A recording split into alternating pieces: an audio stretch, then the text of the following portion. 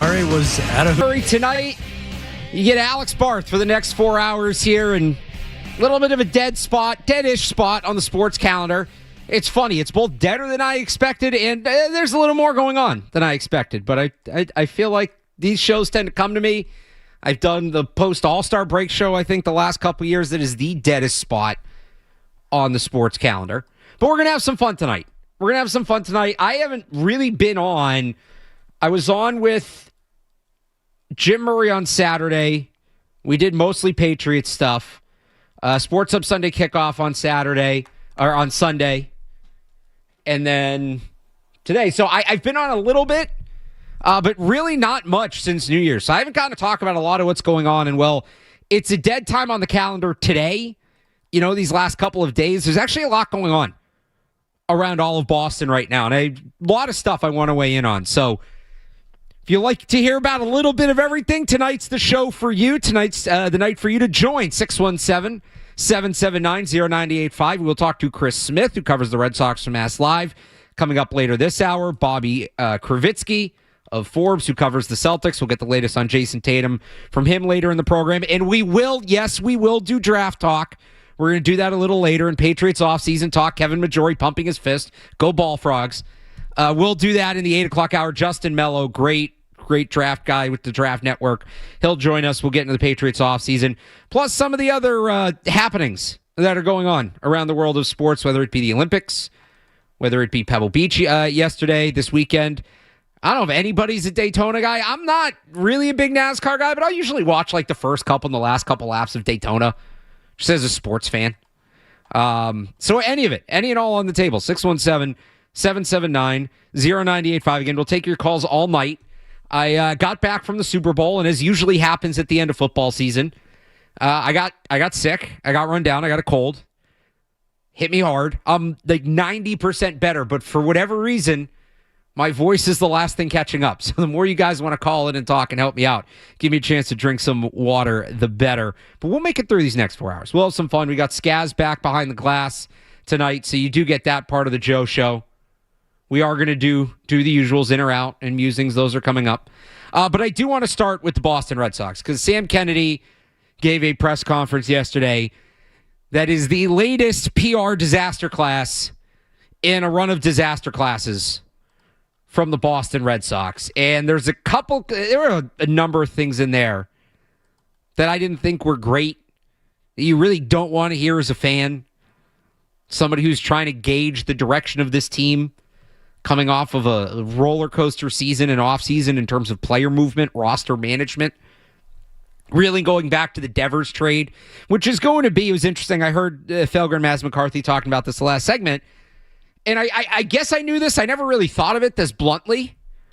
The Rafael Devers trade is like a defining moment for this ownership. And until they win a title, I think they said multiple titles earlier, or sell, like that's just going to be used as a, what's the word I'm looking for? Not a benchmark, but like that is a key moment in this ownership.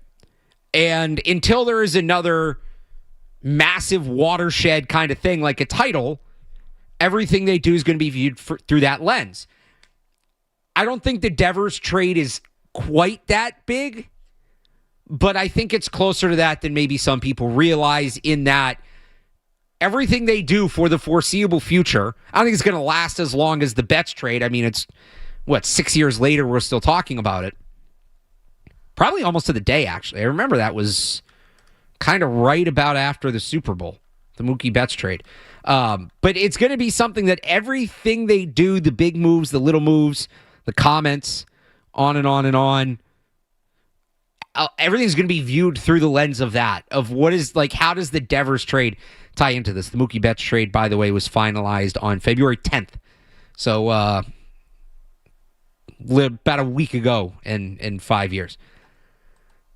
I just, to come out, remember they had that press conference after the Devers trade, talking about the allocation of resources. Alignment was the word they kept using, everybody in alignment. I think it was Kennedy, I forget if it was Kennedy or Breslow, who said the thing about, we believe we'll win more games than we otherwise would have. We've come a long way from that Was that 7 months ago? 8 months ago, something like that in June, based on this press conference. So I'll start with the Devers stuff, then get into some other stuff.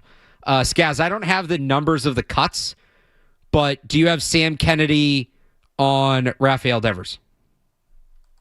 With that trade, moving his contract over to San Francisco, do you see that trade having any sort of significance for this coming off season, whether or not that's more payroll flexibility or maybe even valuing a bit more positional versatility for this coming off season? Yeah, look, I think all of the above. Rafi, anytime you take Rafael Devers out of your lineup, you are, you're taking out a massive weapon. And so while we made that trade for a variety of reasons, it does impact this offseason, next year, the year after that, because you missed that bat in the middle of your lineup. He was obviously an everyday third baseman. So, and now with Alex Bregman opting out, we've got to really figure out what we're going to do here at third base and first base. Hopefully Tristan is doing well on his road to recovery. So looking forward to having him back. But we do have some question marks and vacancies. And so, yes, losing out and trading Rafi Devers does create some question marks as we go into next year and beyond, for sure. So he said that yesterday. Right, Skaz? That was yesterday. So he's talking about the Devers trade opening a hole for multiple years.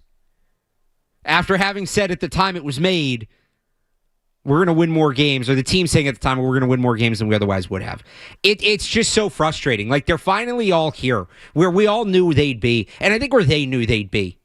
Because they say these things. I don't know if I necessarily believe that they believe what they're saying. I think they say what they say because they think it's going to go over well, or it's a easier way to explain away what they're doing. So to hear that is frustrating, because we heard they made this trade for baseball reasons. We heard they made this trade to try to accelerate things or whatever. And now we're hearing they're behind. And then Tom Warner comes out and is asked about Devers. And this one, this was from the Globe. I don't believe there's actual audio of this. I think this was just a written interview. Quote, I don't like to speak ill of any player. Put a pin in that. We'll get to that in a minute. I don't like to speak ill of any player. I'd like to say that he's a wonderful person. This is Warner on Devers. But of course, when we had an injury at first base, his unwillingness to play the position was extremely discouraging. That in itself is not unfair. But when you told him to put the glove away in the spring, which he didn't want to do, yeah, he's probably going to be annoyed about the mixed messaging. So they continue to do this back and forth of their version of events versus what we all kind of know, kind of realize happened. And that brings me to Alex Bregman. And this was the quote, if you listen to Felger and Maz, they got into quite a bit. And it's what Kennedy had to say about Alex Bregman and about his contract and about him leaving in free agency for the Chicago Cubs. Skaz, let's hear it. At the same time, how do you view just sort of losing him and just some of the other guys that you did pursue and having to pivot so many times this offseason to put together the team that you do have here? Yeah, we so grateful to Alex Bregman and what he meant to us. But look, in the end, when you have choices the way he did, you work really hard to be in a position to become a free agent and to perform at that level. He chose a different path, and we wish him well, and looking forward to seeing him at the end of the season at Fenway. The no trade clause thing, is that organizational policy that you don't give out full or partial no trade? No, look, if Alex Bregman wanted to be here, ultimately he'd be here. Okay, that's just not how this works. Specifically that last part. If Bregman wanted to be here, he'd be here. Yes, at the end of the day, he clearly would rather be with the Cubs than the Red Sox. The Red Sox are acting like they're not independent, or they're not complicit, would be a better word. They're not complicit in creating the environment in which Bregman would rather be with the Cubs. Any player who doesn't sign with the team, yes, doesn't want to be there. If they wanted to be there, they'd sign with them. The Red Sox played a part in that. You heard the clip earlier about, with Alex Bregman opting out. Yeah, it didn't mean you couldn't re-sign him. And it goes back to something that's killed me about the Red Sox. This predates Breslow. This is a problem they've had, going back a few years. Everything has to be on their terms, on their schedule, according to their plan. And if it's not, well, then it doesn't make sense. Their schedule can't be wrong. Their plan can't be wrong, right? We've seen them, and it's been reported about them way undervaluing free agents, and that their algorithm or whatever had that player valued less than maybe it was around the league. Okay, well, if you're significantly under where everybody else has this player, maybe your algorithm's wrong. Not being timely on trades because it wasn't on their schedule, but when other sides are ready to make the trade, you have to make the trade. That kind of thing. There's an arrogance to it that just continues to pop up time and time again, and it's frustrating because you want to see the team get back to being in contention, but at a certain point, you have to play the game. I don't want them to just throw good money after bad and do that kind of thing, right? Just, we're going to pay everybody what it takes to get him in here, every single player. And no, you obviously have to be shrewd with your money, but you also have to adjust to what the market is. You can't just completely block out all the external noise. Let's go to the phones. Dean in Shrewsbury has a thought on the Red Sox. Dean, what's up?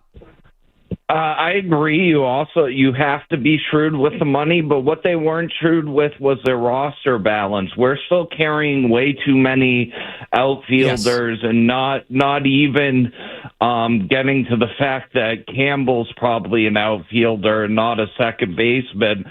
So we should have moved, and I think specifically Duran, for someone in the infield. Anyone in the infield probably would have been an improvement over what we have now. Thanks for the call, Dean. It's another one where we've heard that how they value Duran and how the league values Duran, it doesn't line up. And maybe that's why he's still here. Not because they want this logjam, but because they're not getting back what they value he's worth. And again, you don't just want to give players away for free. But if the entire league is telling you this guy's not worth close to what you're asking for, you kind of have to adjust to the market. And they haven't done it, and so they'll we know better than everybody else. So we'll go in with 4 outfielders or 5 outfielders or however you want to count Masataka Yoshida, whatever it is. Right? Because they know better. They just know better than everybody else, and that's why they continue to contend year after year. Anyways, as you can tell, I'm frustrated about the Red Sox. But that's just me watching from the outside. As I started covering the Patriots and got kind of closer to that, I learned that, you feel away on the outside, but the people living it day to day tend to be a little more tempered on both ends. They don't get quite as high. They don't get quite as low. They give you the real scoop on what's going on. So let's talk to Chris Smith. He covers the Red Sox for Mass Live. See how he felt about this Kennedy press conference, what's going on down at spring training. He will join us next here as we're off and running on the Joe Show. Alex Barth in for Joe tonight on 98.5 The Sports Hub.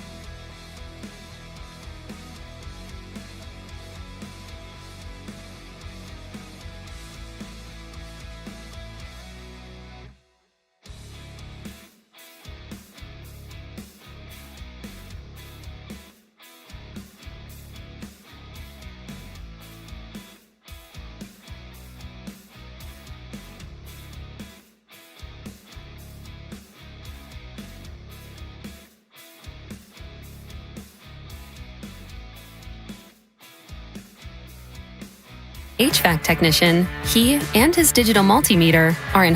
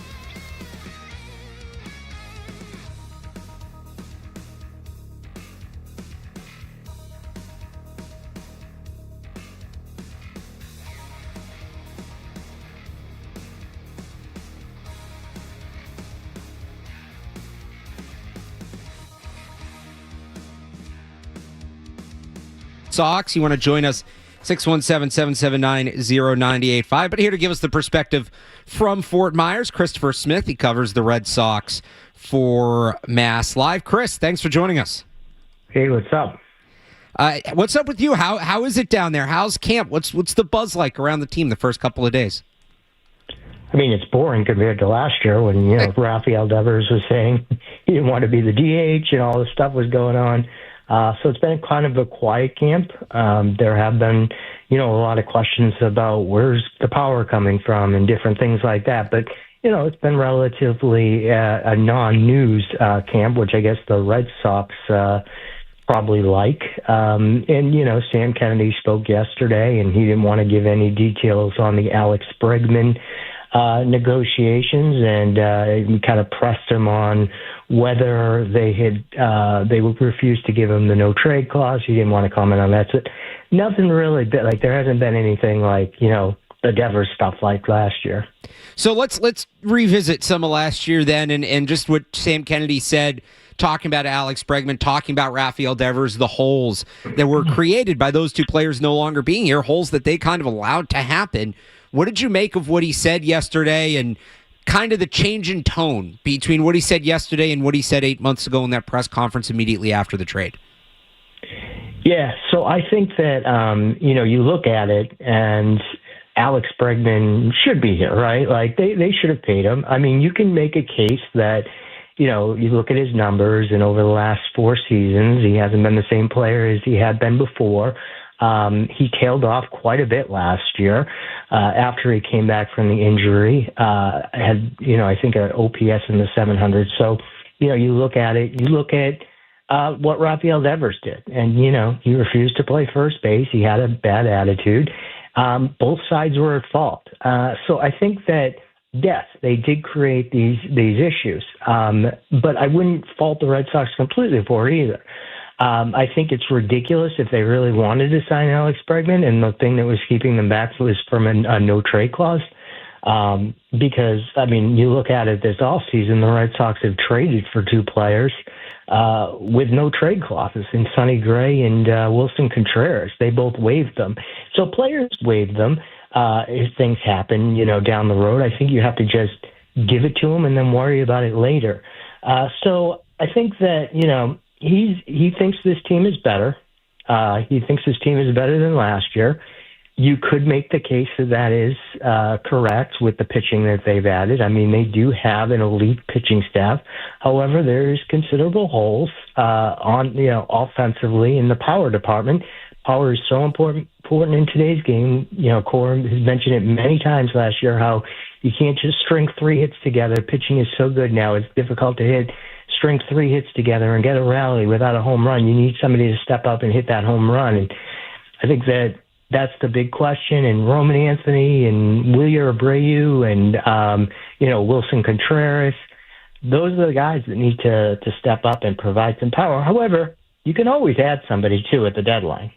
Again, we're talking to Christopher Smith. He covers the Red Sox. You said that there's a case to be made that this year's team is better than last year's team, which obviously made it to the postseason. How do you believe that? How strongly do you believe that this team is better, and why are they better after the loss of a guy like Alex Bregman? Yeah, so you look at run prevention and starting pitching, and the Rays did it for many years, right? There were some really not great offenses with the Rays. Now, I'm not saying the Red Sox don't have that bad of an offense. I mean, especially if Roman Anthony breaks out and hits 25 to 30 home runs this year. Durant has to have a better year than he did last year, you would think. So there's going to be some guys that step up. However, you look at the guy that they just got, and Caleb Durbin, who is probably going to play third base. He was a plus defender there. You'll probably put Marcelo Meyer at second base. He has the ability to be a plus defender. Trevor Story is, an extra year out of surgery, and I think that a lot of his defensive deficiencies at shortstop happened towards the end of last year, especially with throwing, and his arm was probably tired. I mean, he's had elbow and shoulder surgery over the past 2 years, so, putting him. And then they've got, guys like, kind of Falefa, who can play defense if they need in the infield. So the defense, I think, the defense has been an issue in the infield for several years. If you're going to have that kind of pitching, you need defense, and I think they fixed that. Is the offense the starting pitching is significantly better? I mean, you go back to the end of last year, and they were forced to put Tolley out there. They were forced to put Connolly early in a Game 3 of the AL Wild Card Series at Yankee Stadium. I mean, it's significantly better. And there are a pitching staff that if they get to the postseason, they're made for they're made to win the postseason, that type of thing. Ranger Suarez is obviously a great postseason pitcher and stuff. So I think that you have to have people step up offensively to provide some of that power. That's going to be a question. But overall, I think their defense is better in the infield. Their pitching is better. And you can always fix the lineup if you need to during the season. You mentioned Jarren Duran in there and just the outfield as a whole. Forget off the roster, odd man out, because at this point, I know I saw today that, some speculation that there might not be an odd man out. Who's going to just in the lineup? You can't play everybody. Who do you think ends up being the odd man out or the odd man out in the outfield? Yeah, I think Masa Yoshida might be the other. They might, he might be traded. There's still a chance they trade Jarren Duran. I mean, it's not like, they obviously like Abreu's glove in right field. They want him to play every day there because of his Gold Glove defense, even against lefties. And they like Cedar Rafaela's Gold Glove defense in center, so he's going to play every day there. That kind of rotates like Roman Anthony and Roman Anthony and who am I blanking? Roman Anthony, Duran, and Yoshida, unless there's somebody else. Duran. There's so many. I don't know why I'm blanking on Duran, because that was what the question was. Because there's so many outfielders. They're hard to keep track of. So the thought is that possibly Duran and Anthony can switch off at DH and left field, kind of take turns, but still keeping their bats in the lineup every day. You want Roman Anthony's bat in there every day. So, that's important. Maybe you sit Durant sometimes against left-handers, and, Yoshida might give a better bat as a DH against a left-hander. But, yeah, I think that there's, the spot with the Yoshida spot is definitely, a glaring thing. What are they, is that are they wasting a spot here for a guy that's not going to play that much? So they need to figure that out. So there definitely could be position roster changes before the year begins. I would think of the two things that my best guess would be either Yoshida, is not on this team on opening day, potentially to get rid of his salary. They add a good prospect like they did with Jordan Hicks, or Duran is not on this team, and you can also add some power if you want to package, Duran with, if you want to package Duran with some prospects, some really good prospects. So they have some flexibility on the roster to do some things still. So we will see. Again, we're talking to Christopher Smith, covers the Red Sox from Mass Live. Before we let you go, what's a story, whether it's the roster, the lineup, however you want, what's a story not enough people are focusing on as camp gets underway that you think will be big as we get down the road here and closer to the regular season? Oh, that's a good question. Let me think. Yeah, I think that, it's not huge, but, look at the bullpen. I think the sixth rotation spot is a big story coming up. You've got Oviedo, who they traded for, and, Cutter Crawford is coming back, and you have, Peyton Tolley and Connolly early, and then Patrick Sandoval, who they signed last year for, to a deal of 2 years deal, thinking that he could slot in the rotation this year. So you've got you've got a lot of people competing for that fifth spot in the rotation. So that should be an interesting storyline. Then you could potentially trade like a Sandoval if he doesn't make it, right? So if he doesn't make the starting rotation, Oviedo, who they traded for and they really like from the Pittsburgh Pirates, he has a minor league option remaining, so you could start him at Worcester. So that's one interesting thing. Another interesting thing to look at is just left-handed reliever. reliever. I mean, the only one with a lot of big league experience on their roster is Chapman, and he's obviously the closer. So, whether they make another move to add a reliever, left-handed reliever, or somebody steps up, those are two things. And then the third thing maybe is just clubhouse chemistry, right? Or clubhouse leadership, I should say. Who steps up as the leader? Trevor Story's been able to do that, lead in the past, but Bregman was obviously a leader that could, see things, point things out to people who were struggling. He even helped, Story last year when he was struggling. He pointed out something offensively with him. So they're going to have that leadership void a little bit. Rob Snyder was also a leader. So they're going to have some guys step up, and, we'll see who steps up. I know I said we're going to let you go, but you mentioned the thing about the clubhouse leadership. Alex Cora was talking the other day and mentioned the first meeting they had being emotional and just the family dynamic he believes they're going to have with this team. I mean, really kind of putting it all out there about where he believes the team's chemistry is at early. Somebody covered the Patriots. Sounds a little familiar to things Mike Vrabel was saying early in the year. I know it's just a couple days into camp, but are you buying that? Are you seeing that there's maybe something different about this team in terms of the chemistry and how close they all are? I mean, I thought last year's team was really close, and I thought there was I think it was the 2023 team was really close, and even though they weren't a good team and they didn't make the playoffs, I mean, they were sitting around having, at their lockers, after the final game, talking to each other in uniform for, a half an hour after the game ended, not wanting to leave. And we saw that from this team last year on the road. Like, a lot of people would just sit around the clubhouse and chat in full uniform. It'd be like 30 minutes after the game, and you'd be like, well, what are you guys doing? Don't you want to get back to the team hotel? So they have had good chemistry or good, a good bond in the clubhouse recently. I think that, I think that there are some interesting new characters that could really help that. And like Ranger Suarez is somebody that people really liked in that Philadelphia clubhouse. Wilson Contreras is another guy that people like. So while you're missing guys like, Bregman and Rough Snyder, there are guys that they brought in. Crochet was huge last year in terms of leadership going on towards the end of the year. I mean, he told Alex Cora, Alex Cora told everybody to go to New York for the flight to New York in casual clothes, and he overruled, Alex Cora, telling them they had to, wear business casual because it's important, for a playoff series. So guys like that, there are a lot of guys like that, and it was, I guess, emotional. They had a lot of family messages at their team meeting, and everybody's, families, came in and said something about, I don't know exactly what the messages were, but I guess there were some tears at the meeting for the first time ever at a Red Sox meeting in 25 years of this John Henry ownership group. So they did something right, I guess. Christopher Smith, he covers the Red Sox for Mass Live. You can find him at Smitty on MLB on social media. Thanks so much for joining us. Thanks for having me. There's the report from Fort Myers. Thanks, Chris, for joining us. We'll get back. A little more Red Sox talk coming in, whatever you want to talk about. 617-779-0985. See if you have a Patriots call on the line as well. It's your chance. You want to get on with us here again. 617-779-0985.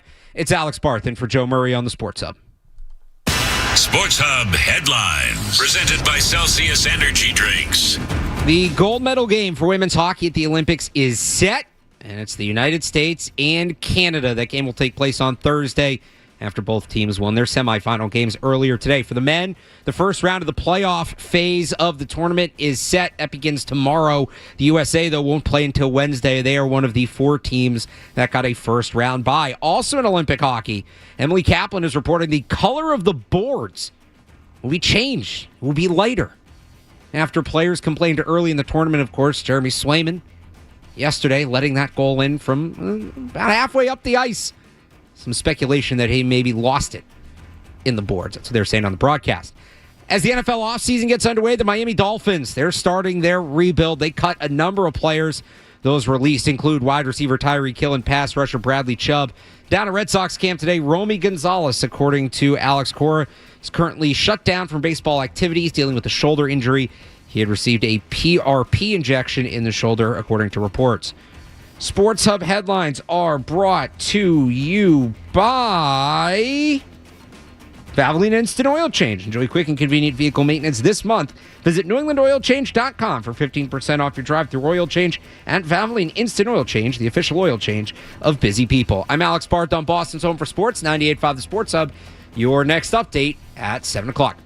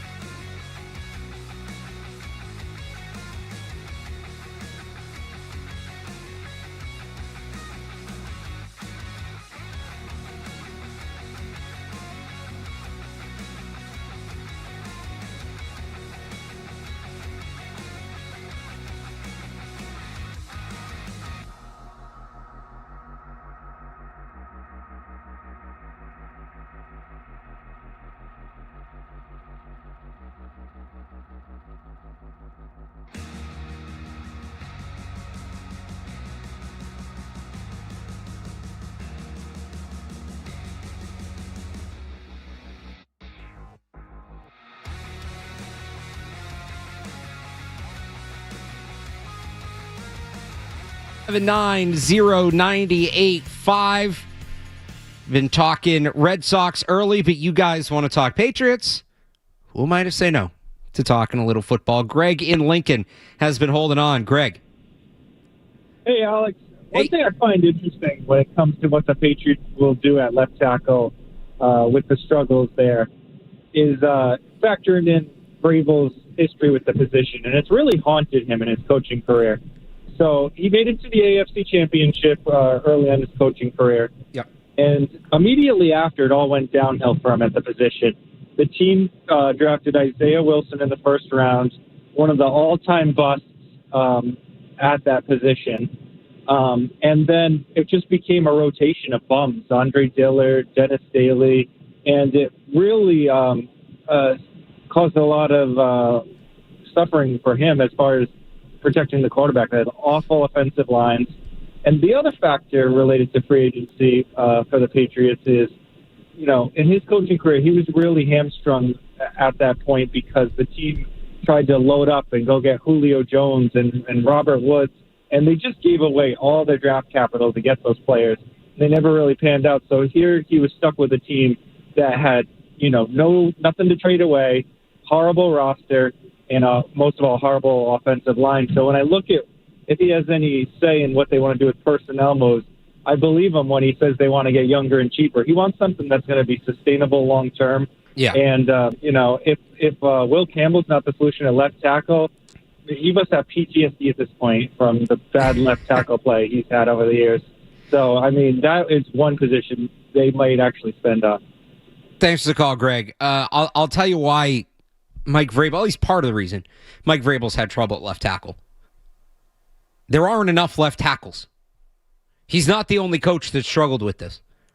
The reality is, much like quarterback, much like kicker, there are less than 32 human beings on the planet capable, and I guess willing to, I don't know, maybe there's some guys like in some village in Europe that just like have never been exposed to American football, but there's less than 32 available left tackles. Let me say that. There's less than 32 available left tackles for teams. And obviously there are 32 teams. So that leaves you at a shortage. There's a shortage across the offensive line, but it's pronounced at left tackle. These guys are not easy to find. If you can get somebody who's serviceable, set it and forget it, you don't really move on from that. Even if you want them to be more, even if you want a top 10 guy, you know, set it and forget it's probably top 15 in the league. So it's not just Vrabel. It's a very hard position to find. You know, you talk about if he's not the answer, they'll spend. It's great in theory, and I'll say what I said last season, though. Who are you spending it on? It's one thing to say they need to upgrade at left tackle. Is that upgrade actually available? And if you really want to talk about it, to your point about the draft picks, forget the exact package, but it was a lot of picks in the Laramie Tunsil trade last year. Like, you're giving up significant assets, plural, not assets. And to the other point of the call, I do think that they still want to be a draft and develop team. To whatever extent you still believe Elliott Wolf has a say, that's his philosophy. But most GMs want to be draft and develop.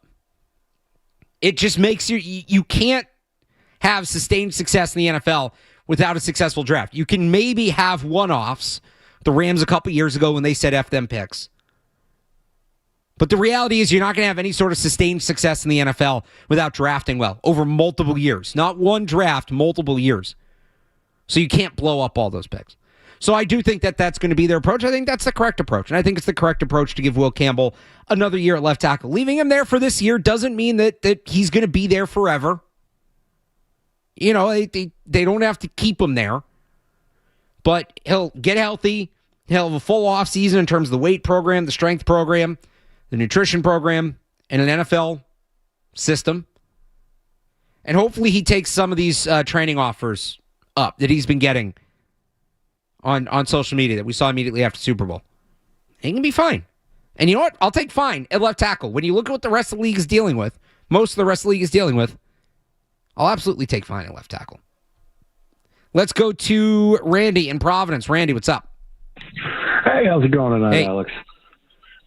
So I wanted to call in a couple thoughts I guess. Number one, like, I think when it comes to trading for like an A.J. Brown, something like that, I think that would be a mistake at this point in the rebuild, right? I don't think that this team needs to be thinking about building for a championship run. They need to be thinking about building a dynasty. And we were talking about trading for a 29-year-old receiver.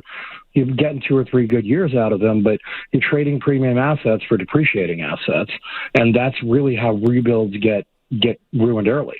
But I do have a couple cheaper options, like in free agency, whether they're reclamation projects or just, I think, like role players that have experience with Vrabel, that names that I just wanted to run by you real quick, and then I'll hang up and get your thoughts. Evan Neal, Jedrick Wills, those offensive line guys, obviously, Treylon Burks at the wide receiver position, edge Arden Key, and then cornerback Roger McCreary. And then lastly, what do you think about drafting a safety? Just maybe 3 safety sets, some depth in the room. Dylan Thieneman specifically from Oregon. Thanks for the call, Randy. A lot of names there. I don't know about a safety in the first round, which is where you take the Oregon kid. I do like the idea of a safety on day 2. I actually have that in my mock draft that I put up today on 98.5thesportshub.com. So exactly for at least somewhat the reasons Randy said, running those 3 safety sets. There's a couple other reasons as well. I liked this safety in particular. I'll let you go read it, or we'll talk about it later in the show. The reclamation projects he named: Evan Neal, Jedrick Wills, pass. There's again, if a tackle's available, like if he could play, he'd be on a team. Jedrick Wills, I don't think, was he on a team last year? Because I know people talked about the Patriots maybe bringing him in because he was in Cleveland with Mike Vrabel. Now, just because he was there with Mike Vrabel doesn't mean he's a fit. It, by all reports, that end well for him in Cleveland. And yeah, he sat out last year. So I don't know about taking him off the couch. Same with Treylon Burks. Like, I guess if he's going to come in for minimum money and you want to see what you have in him, great. The last 2 names, McCreary was one. I forget who the other one was. Like, okay. Have my attention a little bit more. The big thing for me with receiver, and when it comes to the A.J. Brown of it all, I get the depreciating asset, but he's not that old. You still should get 3-4 years out of him.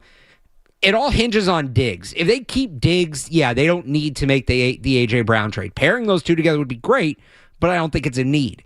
But if they're going to end up moving on from Diggs, you have to replace him beyond counting on internal growth from Kayshon Boutte and Kyle Williams and Pop Douglas. There has to be more to it than that, because they've needed a wide receiver who could dictate coverage. And say what you will about Diggs, he dictated coverage. Now, he couldn't beat the double teams in the playoffs, and nobody else stepped up, but he still commanded them.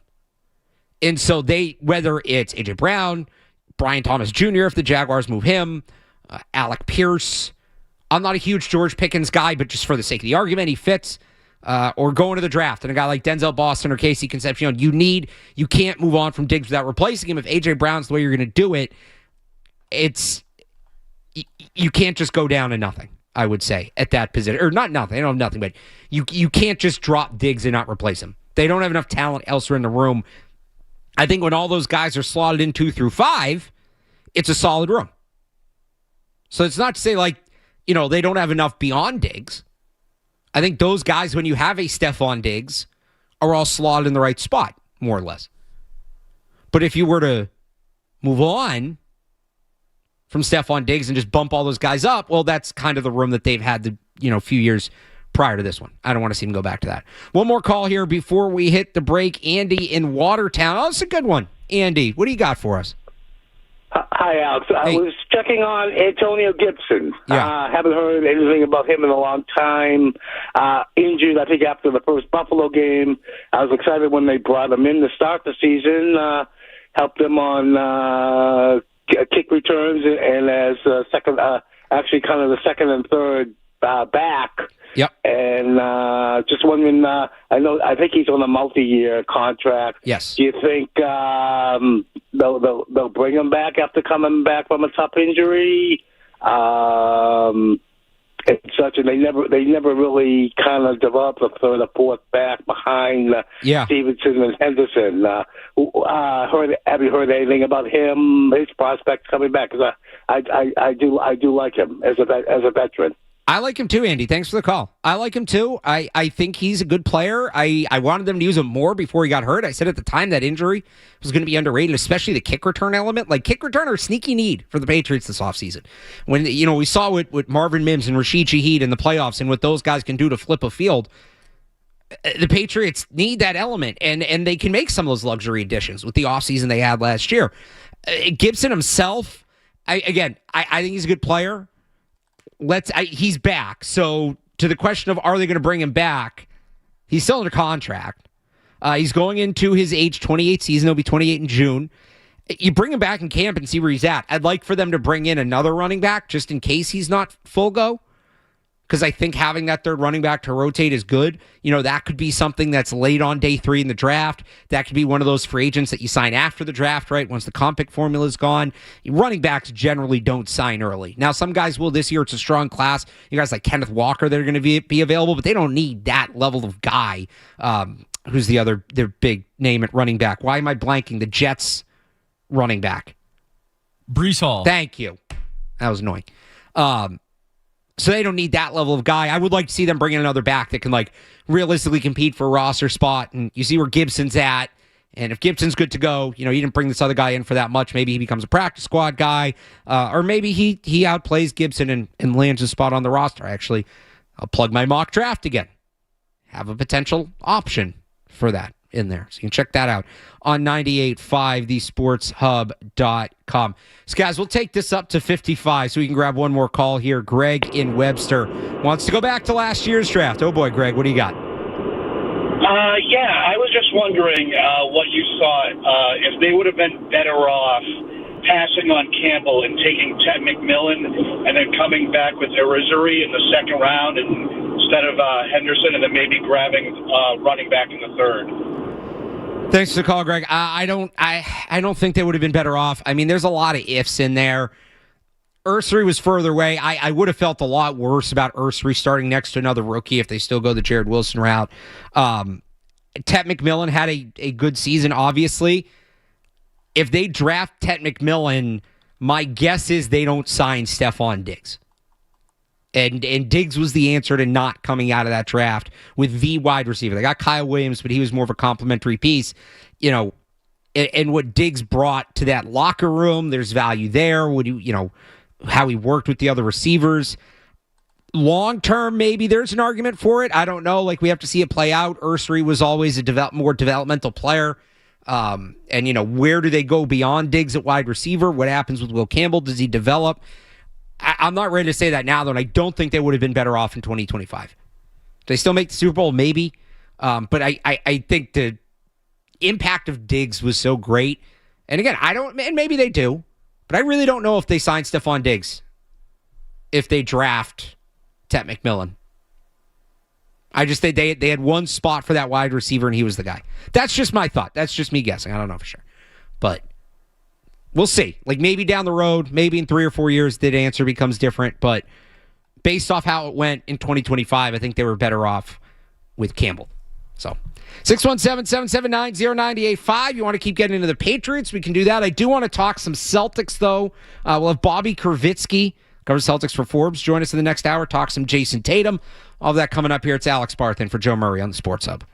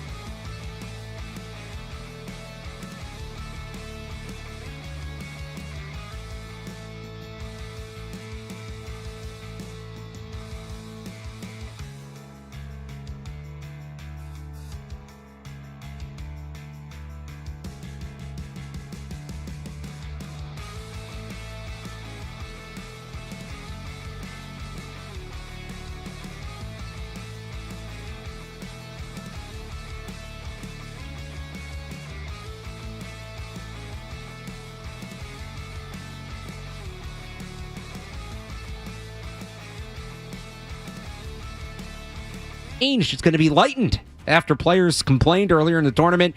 The big example, of course, Jeremy Swayman letting that puck in from the red line the other day. As the NFL offseason gets underway, the Miami Dolphins made a number of cuts, starting to kick off a rebuild. Those released include wide receiver Tyreek Hill and pass rusher Bradley Chubb.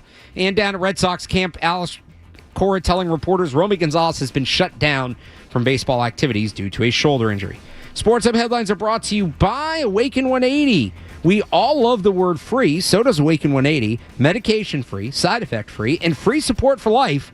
Awaken180weightloss.com. I'm Alex Barth on Boston's Home for Sports, 98.5 The Sports Hub. Your next update at 7:30.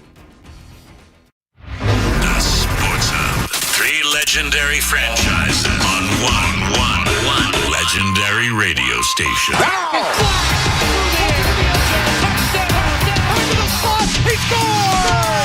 It's the Sports Hub. With that said, had been hearing first week of March for a while that it was going to be somewhere around that March 4th, March 6th game. Conspiracy Bill has also noted that if you go on any ticket resale site for the Dallas March 6th game, the prices are way out of whack. And it can't just be because Cooper Flagg's coming to town. Like, they're way out of whack. The prices are really, really high. So I'm factoring that in, too. And now the Sunday, and I talked to my dad today, and I was like, you kept your Sunday and your Friday tickets, right? And he's like, oh, yeah, I still have them. So, yeah, it's really starting to look like March 1st or March 6th. But my money would be on March 1st now for him. That is Bill Simmons.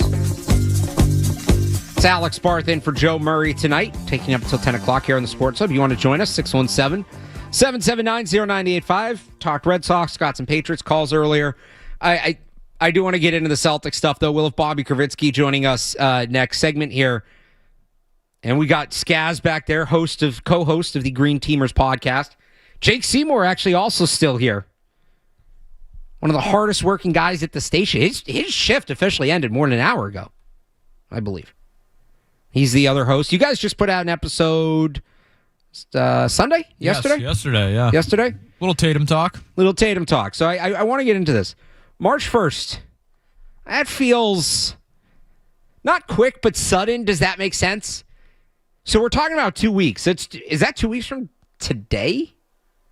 Exactly? Or 2 weeks from yesterday, I think? 2 weeks from yesterday. Because we had a perfectly square. Have you enjoyed your perfectly square February, Skaz? I am kind of enjoying it. I'm not going to lie. It is. It's nice. It's visually appeasing. I love the perfectly square February, except we have like a app website thing that we use called Asana. I don't know. Maybe other people use it at their jobs, and it's like a planner scheduling thing for like everybody. So, I put my articles in, Matt Dolph puts his in, Ty Anderson puts his in, Jake has stuff in there. And so, we know what everybody's writing at all times.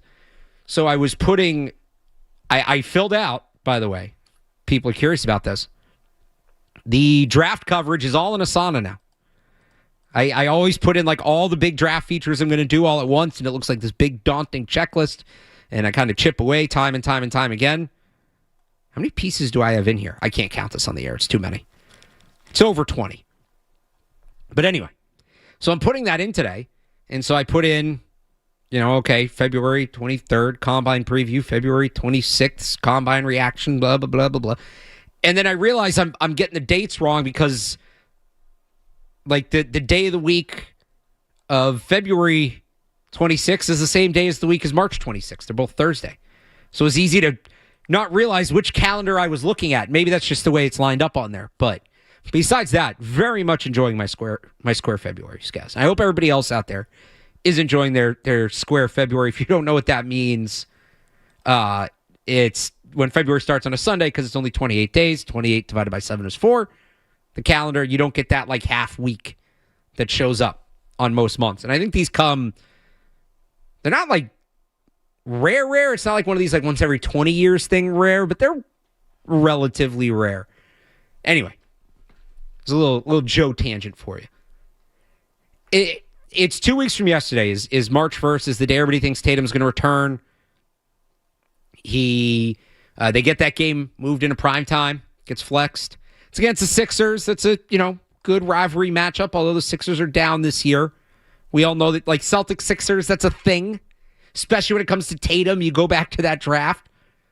And now there's this documentary coming out. It's going to be out right around then on NBC, which is the channel that the game got flexed to. But, like, that's less than 2 weeks. So, okay, he's starting to run with the G League team a little bit. He's only done that once, right? Skaz, he only did one of those G League practices? I believe that's correct. So at least one that we're aware of. Okay, that's fair. But, like, they don't do rehab starts in the NBA? No. Obviously. So he's not going to, as cool as that would be. Can you imagine if they're like, yeah, we're going to have him play a game in Maine? Love it. Have you ever been up to the Portland Expo Center? I've been there not during a game, but I've been to the facility. It's a great spot for a game. If you had the buzz of Tatum, I remember I went up for the Sea Dogs when Chris Sale was doing his rehab starts up there that year that, like, it was a big deal that he was building back, and the buzz was awesome. I can only imagine what a Jason Tatum Maine Celtics game would look like. That would be very cool, but they're not going to do that. So, like, that's a lot of ramp up in a short amount of time. He's going to have to run 5-on-5s in practice and things like that. It feels sudden. If he's good to go, great. But I'm going to bring back what I've said about Jason Tatum all along. And it gets turned a little bit because maybe this team is doing better than people thought, or the East is simply worse than people thought. But, like, the Celtics, I don't want to say it's okay if they don't, like, nobody's looking at the Celtics team like this is their title year. This is their window. This is their chance. They just won one 2 years ago. Maybe this would be different if they hadn't. But I want them and Tatum to be 110% sure it's time for him to come back. This is not, although the situation is maybe better than many anticipated, they're the second seed. Now it's close. You know, they're only 4.5 games up on the 5 seed. So this situation can change. But this isn't a situation to me that's worth rushing back for him. By rushing back, I mean not 100%. Because this is an injury that can be aggravated. And I'm sure Tatum wants to get back, so some of this is on the team maybe saving him from himself. If he's 110% to come back, bring him back as soon as possible. Like, I want to watch Jason Tatum. My favorite player to watch on the Celtics, might be my favorite player, one of my favorite players certainly to watch in the league. I want to watch him again. That'd be great. But to line it up with the documentary, to line it up with prime time, if he needs another week, give him another week. Deciding this far out when, there could still be setbacks or whatever. I hope he's 100% ready. It would really suck if he has this awesome comeback just to come back and, like, tweak it. And I know some people probably don't even want me putting that out there. Like, why would you even talk about this? It's that kind of injury. So I don't know. I just hope he's coming back at 100% and ready to go. And then there's the element of, like, you don't want to bring back too late either if he's going to come back. Because he's got to, where's he going to fit in? How's he going to fit in? And that's the other side I'm interested in. I know Jaylen Brown, did you see this the other day, shared that, like, infographic of the team at this point last year versus now, and it's similar even without Tatum. Although last year's team didn't win a title. Let's see the 2014. But, like, how's he going to fit with Jaylen? How's he going to fit with the new style? How much does the new style come back to him now that he's back? You don't want to be figuring that out on the fly in the first round of the playoffs. This is a team where the last few games, the last few weeks, last few months of the regular season, there's going to be more weight than there's been. The last few years was, all right, they're a top seed, if not the top seed. Let's get to the playoffs. Let's get to what really matters. Down the stretch this year, to me, holds more weight because they're going to have to get him reintegrated into it. And they're playing this different style of basketball. And Joe Mazzulla's talked about it. And how's he going to fit? How's he going to fit with some of these new faces that he hasn't played with? Let's not forget, they overhauled the roster. Well, he was out. No more Kristaps Porzingis, no more Drew Holiday. On and on and on. So it's those games, well, they're maybe not as important for the standings, but again, it's close. They're 5.5 back of the Pistons for the first seed, so that's a little further away. But just half a game up on the Knicks, game and a half up on the Cavs. I think I did the math wrong earlier. 3.5 up on the Raptors. 4.5 up on the Raptors. So I don't do math live on the air because I'm not good at it. But so those games are going to matter for seeding, but it's also going to be like, what does the team look like? What kind of state is the team in? How are they getting Jason Tatum involved back in the offense and getting that chemistry up so that they're not doing that live in the playoffs? That's going to be a sneaky, interesting, important storyline to follow down the stretch here, at least for me. And, what does it mean for Jaylen Brown? What does it mean for Derek White and just all these other guys? So that's a quick Celtics thought, a quick Jason Tatum thought. But again, like I said before, the people who live it every day tend to know a little bit better. Bobby Krivitsky does a great job of covering the Celtics. He writes for Forbes. We'll check in with him coming up here next on the Celtics. Get a little more on this Jason Tatum documentary, his return timeline, and what we can expect coming out of the break. Because coming out of the break is actually a great slate of games for the Celtics. You got a West Coast trip. Warriors, obviously that's always a good one. Lakers, a little rivalry matchup. Suns and Nuggets, they return home, they get the next. Then you get the Sixers. So there's that primetime game. At the Bucks, the Hornets. And then you got the Mavericks. You got that finals rematch from 2 years ago. The Spurs and Thunder back-to-back on the road in mid-March as well. So if Tatum does come back, he's coming back for quite the run. And that'll be fun to watch. So we'll talk to Bobby Kitzky about all that coming up next. Plus your calls. You want to join and talk Celtics or whatever. 617-779-0985. It's Alex Barth in for Joe Murray on the...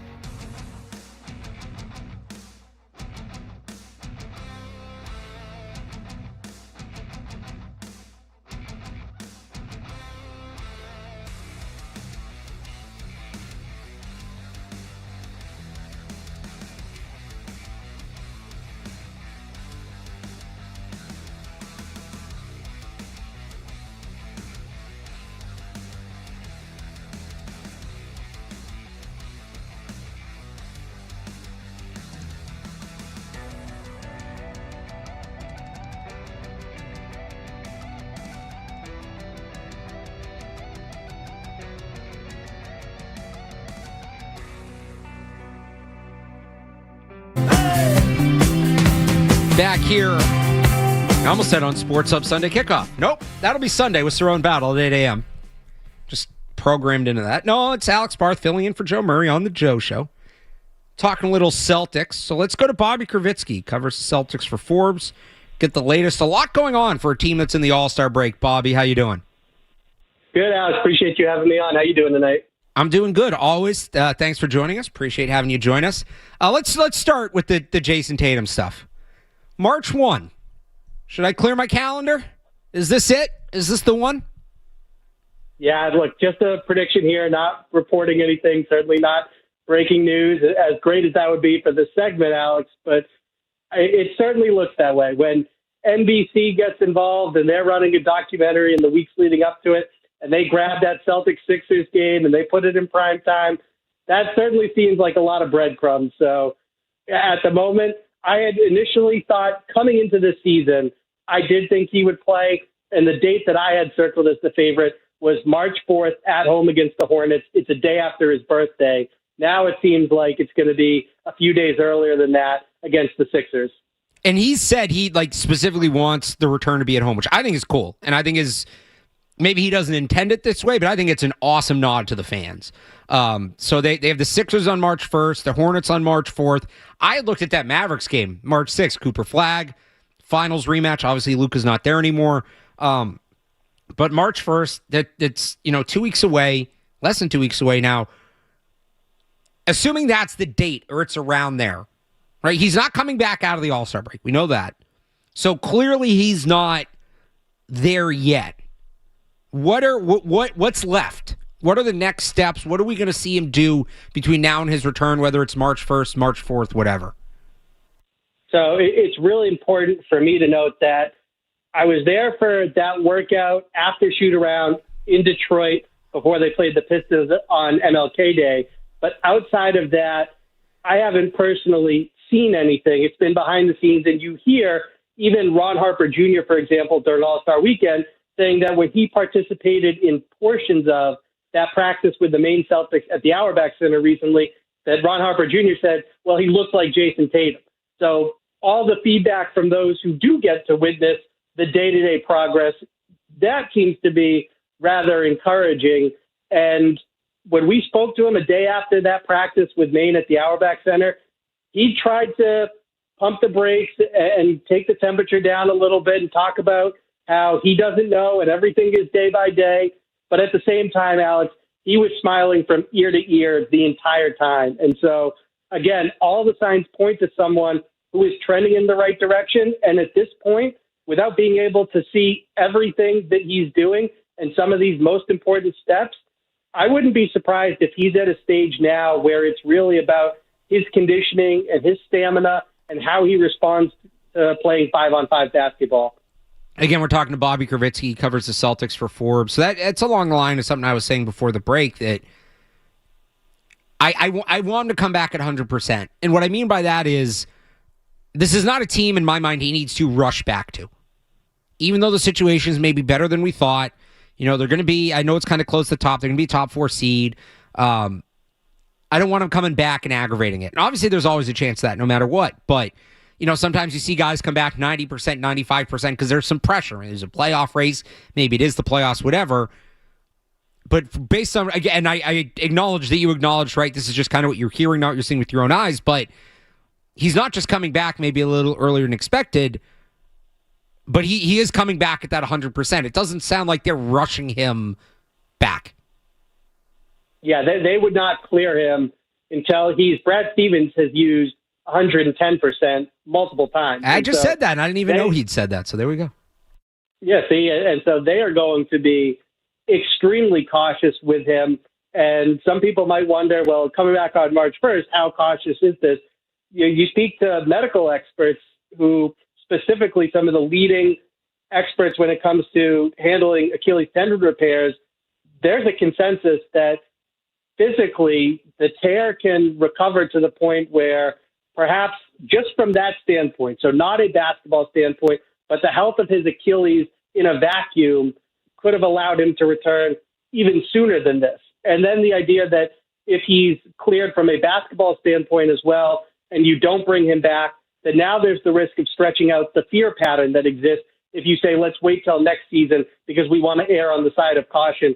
So it seems like the boxes that are being checked right now are not on the medical side as much as they are on the basketball side of things, and the organization needing to clear him, needing to go through and see that he's checked all of their personal boxes. And once he does that, and it certainly seems like it's trending in that direction, then based on recent developments, it seems like March 1st is the rightful leader in the clubhouse for seeing him back in uniform. All right, so let's talk about the basketball side of it. And again, it's Bobby Krivitsky, covers the Celtics for Forbes. The Celtics have kind of started playing a little bit of a different style of basketball with Jason Tatum out. This is something that Joe Mazzulla talked about after they had a little bit of a bumpy start to the season. We've heard Jaylen Brown talk a lot about how proud he is of this group, seemingly talking about the guys on the floor. He posted that graphic on Instagram the other day about the Celtics up to the All-Star break last year versus this year. Obviously, that's with and without Jason Tatum and how it's comparable. And they've made some moves even within the last few weeks at the deadline, adding Vucevic and others. How does Jason Tatum fit into what the Celtics have become in his absence, and how much of it is Tatum adjusting to this new style versus the new style coming back to Tatum because part of the style might have just been pushed on them because of his absence? Yeah, I think there's going to be a balance where this is a team that knew in terms of keeping up with the league and getting the most out of their personnel this season, they had to get faster. They had to play at a quicker pace than they were before. So now when Jason comes back, how much is going to be you need to run and keep up with this compared to let's slow it down a little bit. But as far as the style of play and fitting him into what they're doing, this is one of the most adaptable and flexible stars of this century. And I'm not worried about a player like that with such a high IQ who has been there every step of the way. He's someone that players go to on the sidelines during games to pick his brain. He's involved in film sessions. He's at practice. He travels with them. So he understands schematically what they're doing. He's been on top of that every step of the way. And he sees how players are growing and what they're accomplishing from an individual standpoint this season. So I think he's someone that has always had both the talent, the versatility, and the IQ to fit right in regardless of the situation.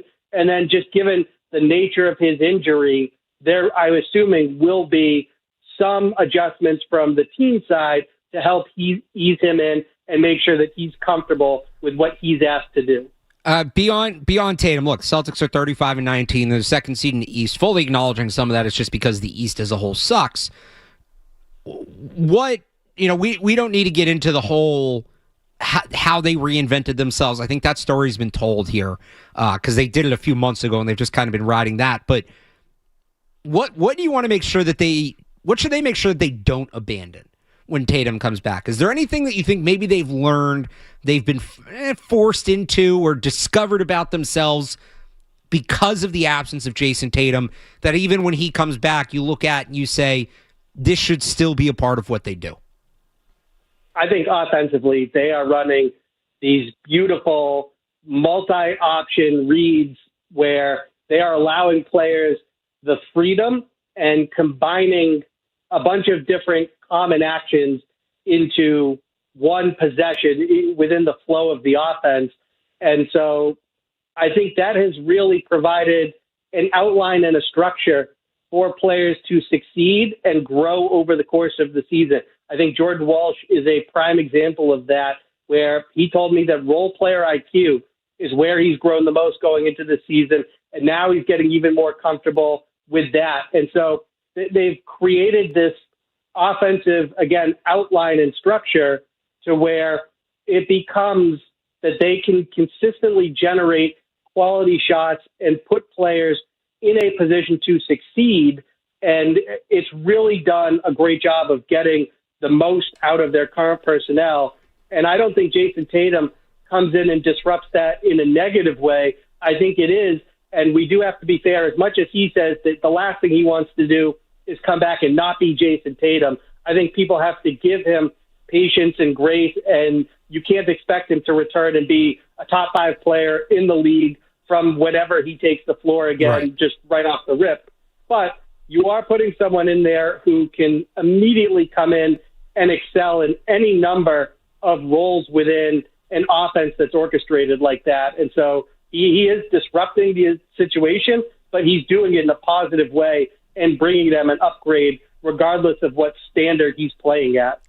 You mentioned some of the, I heard options. My mind goes to option routes, the football side of it, right? I know there's a report like a month ago that. Mock draft out, by the way. I'm not surprised. What was that?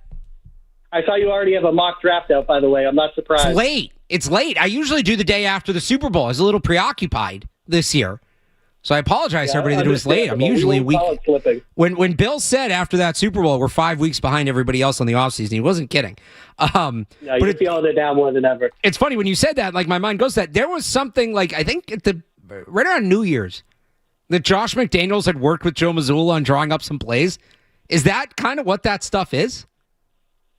Yeah, 1,000%. Now, that is more specifically related to trying to discover immediately, like when in football you bring a receiver, for example, in motion, and now you can gauge whether it's zone or man coverage. So that's trying to get an idea of what is the defense in. The conversation with Josh McDaniels and how the Celtics can apply it is related to that. Okay, now we know what they're doing, or we have a sense of it, and we can respond accordingly within this structural offense where it's not about calling out sets, it's more about reading the defense and saying, we want you to do this, and then react accordingly based on how the defense responds. Finally, here we're joined by Bobby Krivitsky, covers the Celtics for Forbes. What'd you make of NBA All-Star Weekend? So the key part of that question is you said weekend, and everything leading up to Sunday and the All-Star game, overall, it was pretty bad, in my opinion. There's some events that I like, but Friday is one that is very skippable. Saturday, I thought it was cool that Damian Lillard won the three-point contest, but the dunk contest just is what it is at this point.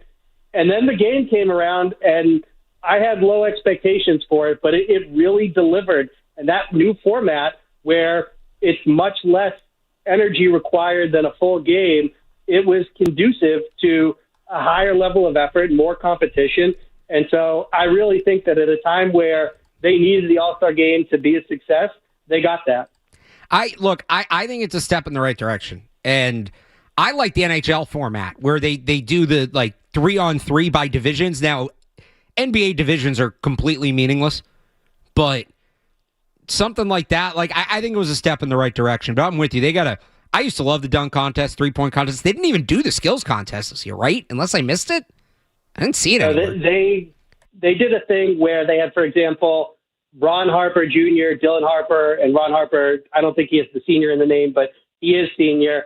Those three played against a group from Duke, among others. So there was that form of a thing, but I didn't see an event where they're passing the ball into the net and they've got to do the full court layup and all of that. Right. I didn't see that specific competition. They used to be like Steve Nash and Chris Paul going head-to-head in that was awesome every year. Exactly. That was good. And I do like it when you bring out a mix of whether it's legends and WNBA players and an NBA player together, some form of that trio competing against groups of that nature.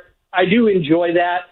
And then what I would like to see is, I've probably told you this before, is when they go to the Olympics and they show the footage of these guys playing one-on-one, it's phenomenal content. And recently, Bill Simmons and Kevin Wildes, they proposed that you do a Royal Rumble-style one-on-one tournament where you have the king of the court who's out there and the entrance music hits and you don't know who's coming out next. It could be Caitlin Clark. It could be an NBA player. It could be a legend. Maybe it's a top college prospect like an AJ DeBonsa. They go one-on-one. If you're the king of the court, maybe you only need to score once to stay on, and they have to score twice to knock you out. But the idea of that, a Royal Rumble-style one-on-one tournament, even if it's on Saturday instead of on Sunday with the All-Star game, I think that's a hit. I would love to see that incorporated. I would watch that.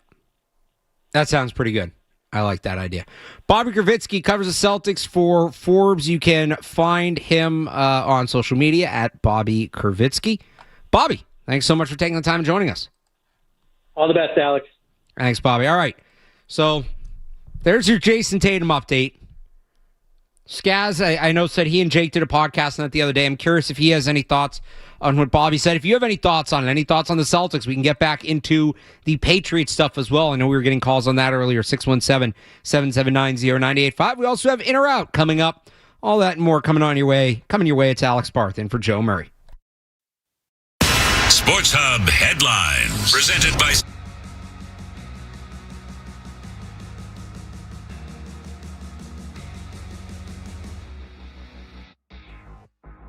both teams won their semifinals today. For the men, the first round of the playoff portion of the tournament, it begins tomorrow. The USA, they'll wait until Wednesday. They're one of 4 teams with a bye. Another Olympic hockey news, Emily Kaplan reporting the color of the boards. Yes, the color of the boards at the rink will be changed. It's going to be lighter. After players complained earlier in the tournament, Jeremy Swayman had lost that puck in the boards earlier today, or that was suspected when he let in that goal from the red line. As the NFL offseason gets underway, the Miami Dolphins are beginning their rebuild. Multiple cuts for the Fins today. That includes wide receiver Tyreek Hill and pass rusher Bradley Chubb. And down at Red Sox camp, Romy Gonzalez has been shut down from baseball activities, according to Alex Cora. Gonzalez is dealing with a shoulder injury. He had received a PRP injection, according to reports. Sports Hub headlines are brought to you by Valvoline Instant Oil Change. Enjoy quick and convenient vehicle maintenance this month. Visit NewEnglandOilChange.com for 15% off your drive-through oil change at Valvoline Instant Oil Change, the official oil change of busy people. I'm Alex Barth on Boston's Home for Sports, 98.5 The Sports Hub. Your next update at 8 o'clock.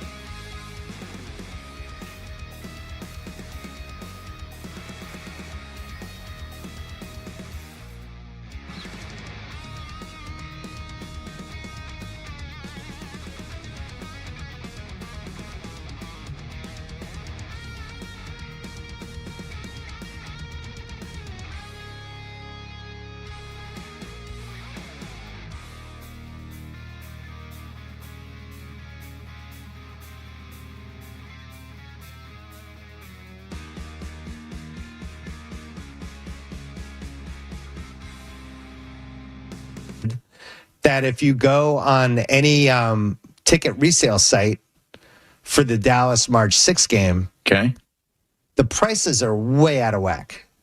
And it can't just be because Cooper Flagg's coming to town. Like, they're way out of whack. The prices are really, really high.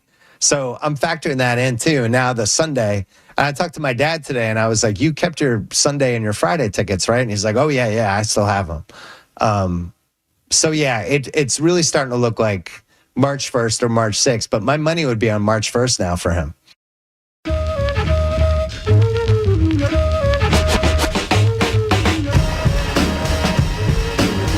Bill Simmons on Jason Tatum says March 1st. You missed it. We had Bobby Krivitsky on. Bobby likes March 1st. Skaz, co-host of the Green Teamers podcast here on 98.5 The Sports Hub. How do you feel about March 1st for Jason Tatum? I mean, all signs point to March 1st. I've been pretty, consistent throughout the season. 110% is something that, has been echoed for a while now. I co-sign that. The timing, it feels, everything seems to be lined up properly with, the timeline from when the, injury originally happened, 9 months. We had, last week, Joe played some sound of other people with the same injury saying that after they started 5-on-5 with their coaches and training staff, it was about 2 to 3 weeks after that they were back to, playing in games. So I think everything's kind of lining up. I saw some stuff today. People don't love how manufactured it's almost becoming now with but you had documentary. To expect that. Exactly. Everything is manufactured nowadays. The NBA. I mean, they had a camera crew following Tatum 2 years ago. They had one following Jalen last year, like SGA. That's just the world we live in now, so that doesn't surprise me at all. The moving of the game, I do think, is a pretty clear indicator that they feel strongly. Do they feel strongly, or have they been told? Well, that's the thing. I mean, either way, I think it's a good thing for the Celtics. And I'm with you in the 110% thing where I believe that the Celtics are more than aware of what Jason Tatum means to their franchise, on and off the court. He is the franchise. It is his team. No, if that's no knock at Jaylen Brown, but Jason Tatum is the Boston Celtics right now. So I trust that they know he is 110%. But yeah, I see no reason for him not to be back in 2 to 3 weeks. You mentioned the whole thing being manufactured, and that's just the way the NBA's become. I wanted to ask Bobby about this. We didn't get time, but I'll ask you, because I think this is an important question for fans. Because I'm big into the health of the product of the sport, like especially with football. Even if it's something that maybe doesn't help the Patriots, right? As a Patriots fan, I want what's best for the sport. I want the sport to be healthy. I want the sport to be in a good place and sustainable and all of that, because it's ultimately good for the game that I care about. So along those lines, everything being manufactured, how's Adam Silver doing as the commissioner of the NBA? Not good. I think that's being way too kind. Way too kind. Adam Silver was the golden boy for a little while of commissioners in sports. Yeah, that was based off of nothing, looking back on it. He was the good guy. He was the unknown evil, I guess, at the time, where people kind of just crowned him the people's commissioner because he hadn't screwed anything up yet. And now that he has been commissioner for a bit, he seems to be a big fan of AI and not basketball, and among other things. Highlight sport. We're going to get rid of the draft. Him and Rob Manfred have kind of a lot in common, where they don't seem to be the biggest fans of the sport that they are the commissioner of, which I would say is a problem. And I don't think Adam Silver likes the fans. No, doesn't like the fans. It's one thing to say he doesn't care about the fans, right? Okay, billionaire doesn't care about the common man. Ugh. Wow, shocking stuff. I think he kind of actively dislikes the fans, or the majority of the fans, that they're not into his ideas or they won't play his game or whatever. Remember the comment about, well, if you can't watch all the games, you can always watch the highlights. Yeah, that's what you want. You want your fans not being able to consume your product. That's how most good businesses are run. And now this stuff with the draft, with the AI stuff, it's just they got to get him out of there. It's gone from he's just like you said, Rob Manfred, bad commissioner. maybe this isn't true. Maybe Rob Manfred's done some active harm to the NBA, but or to the MLB. It kind of feels like Adam Silver's on the precipice of doing some active harm to the NBA. The in-season tournament flashed for a second, and now it kind of sucks. Remember, they couldn't even use the freaking court at one of the games because it was too slippery. Because we got to have these bright neon courts. Need those colors on there. I don't know exactly how the contract works and that job works. I know baseball, it's for life. I know Goodell is a contract. I think that like semi-recently got renewed. But like, if I'm a basketball fan right now, I'm scared about what Adam Silver is going to do next. Yeah, and also I think you look at the Giannis Kalshi. Oh, yeah. Oh, it's fine. He only owns 1% of the company. That's not remotely the point. Yes. About $500 million, that 1%. So I would say that's a big deal. The Kawhi thing, kind of, glossing over that. Maybe some backdoor deals for certain star players. I would say it's been a rough 6 to 12 months for Adam Silver as commissioner of the NBA. And I don't really know. The only way to get these commissioners out is if the owners hate them or the owners have an issue with them. And I don't really have a read on where NBA owners are on Adam Silver yet. Getting rid of the draft, I think, would piss off the owners. Because those are, if all the, and maybe you cap what rookies can earn as rookie free agents, but it's going to be more than, there's going to be negotiations. You're going to be negotiating against people. It's going to be more expensive. So now you're getting rid of like the cheapest players, which I can't imagine will go over well. How do they do the tournament with that was the other thing you talked about, a tournament with the bad teams. But that, you can lose the PA too. And maybe it's not as bad as losing the owners, but that's significant as well. Best I can find on Adam Silver's contract, in 2018, he signed a contract extension through 2024. So he's obviously semi-recently signed a new one because he's still there. If I was a basketball fan, just saying, I'd be legitimately scared of what Adam Silver is going to do next. I'll ask you one more, Skaz, as a basketball fan. Is the NBA in good hands right now? I think from a talent perspective, the league is in very good hands. From a leadership perspective, I'm not so sure. I think the NBA is as talented as it's been. I think it's been a very good regular season for the NBA. I know, we have haters. That's, who you hear from most often. But the NBA has been a better product this season than I think in recent years. There's more parity in the league. There's more superstars kind of popping up in different markets. So I think the NBA from a player's perspective is in a very good spot. But the leadership, I think, is questionable. I'd agree with that. Just something I had to get off my chest. Because, again, the health of the sport. I don't know that the NBA is... It's probably in a healthy spot right now, but it's trending...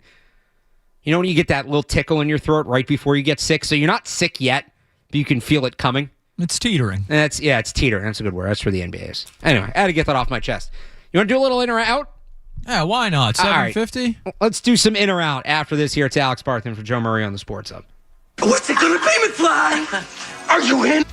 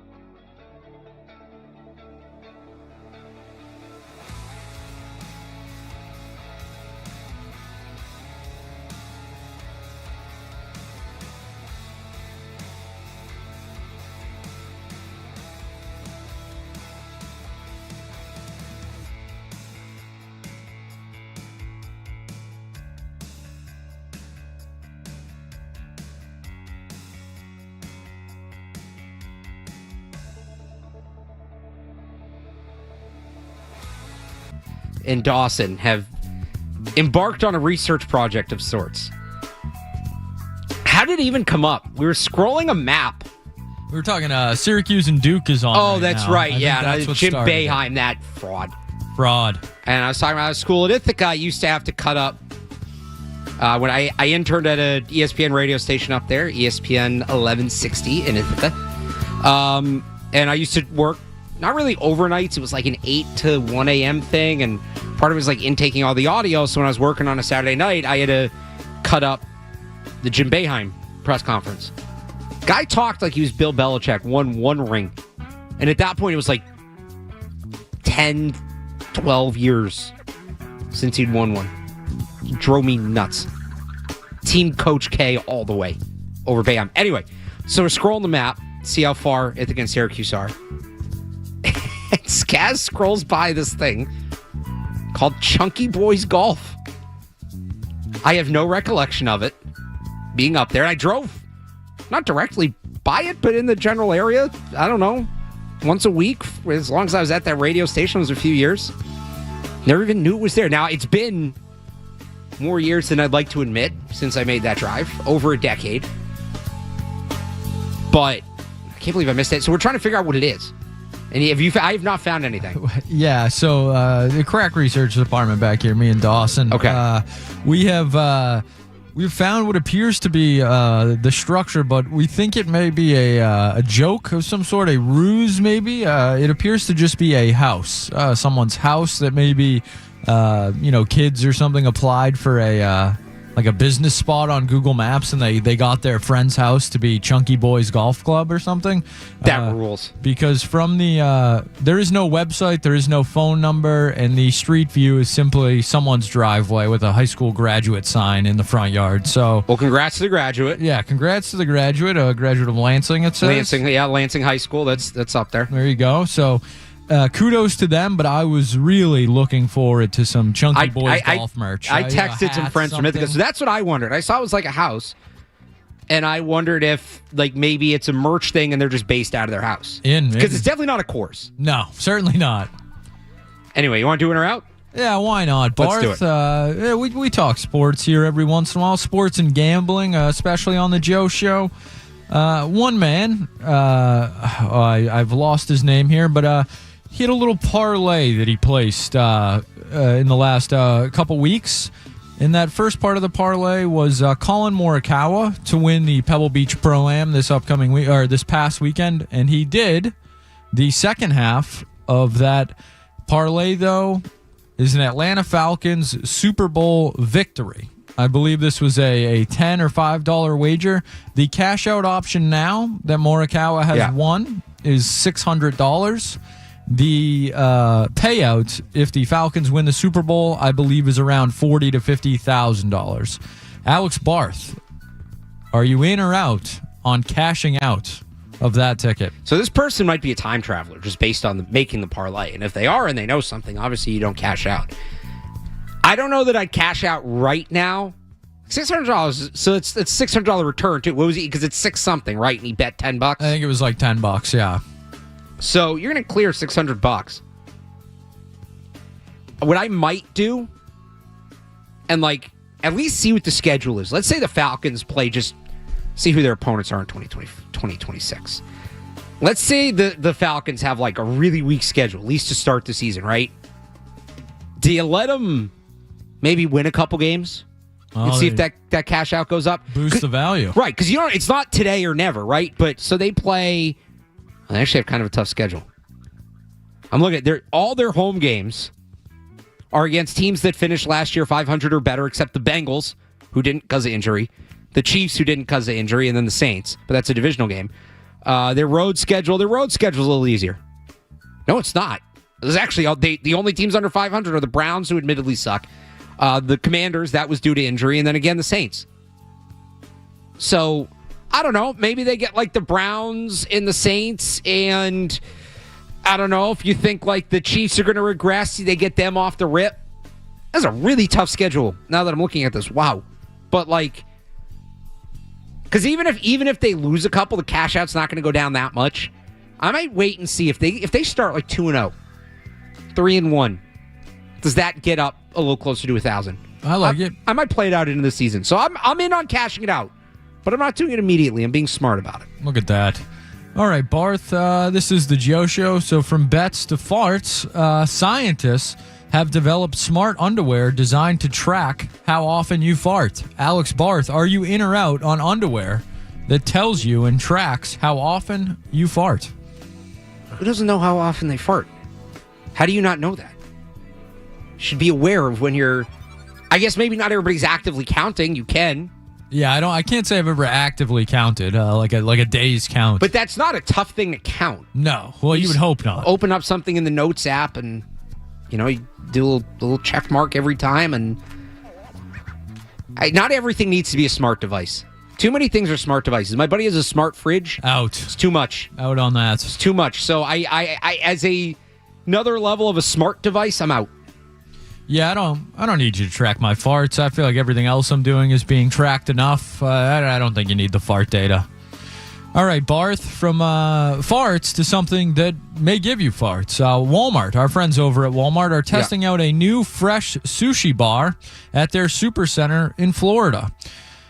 Alex Barth, are we in or out on Walmart introducing a fresh sushi bar? I have had on occasion decent supermarket sushi. It's not 5-star or anything, but like Wegman sushi, not bad. For what you think you're getting at a supermarket, like you got to stop, pick up a quick lunch. You're not having a 5-star experience, but it plays. I do not trust Walmart, though, to live up to the standard of Wegmans. I am out. I think that is a safe choice. You did say, so this is specifically in Florida? Yes, as of right now, they're testing out. Okay. So they have a better shot in a place like Florida, or even here, where it's on the coast, and you have there's maybe a chance it's going to be fresh. If they try to bring this to like Oklahoma, Nebraska, nothing against those states, but just like landlocked, couldn't be further out.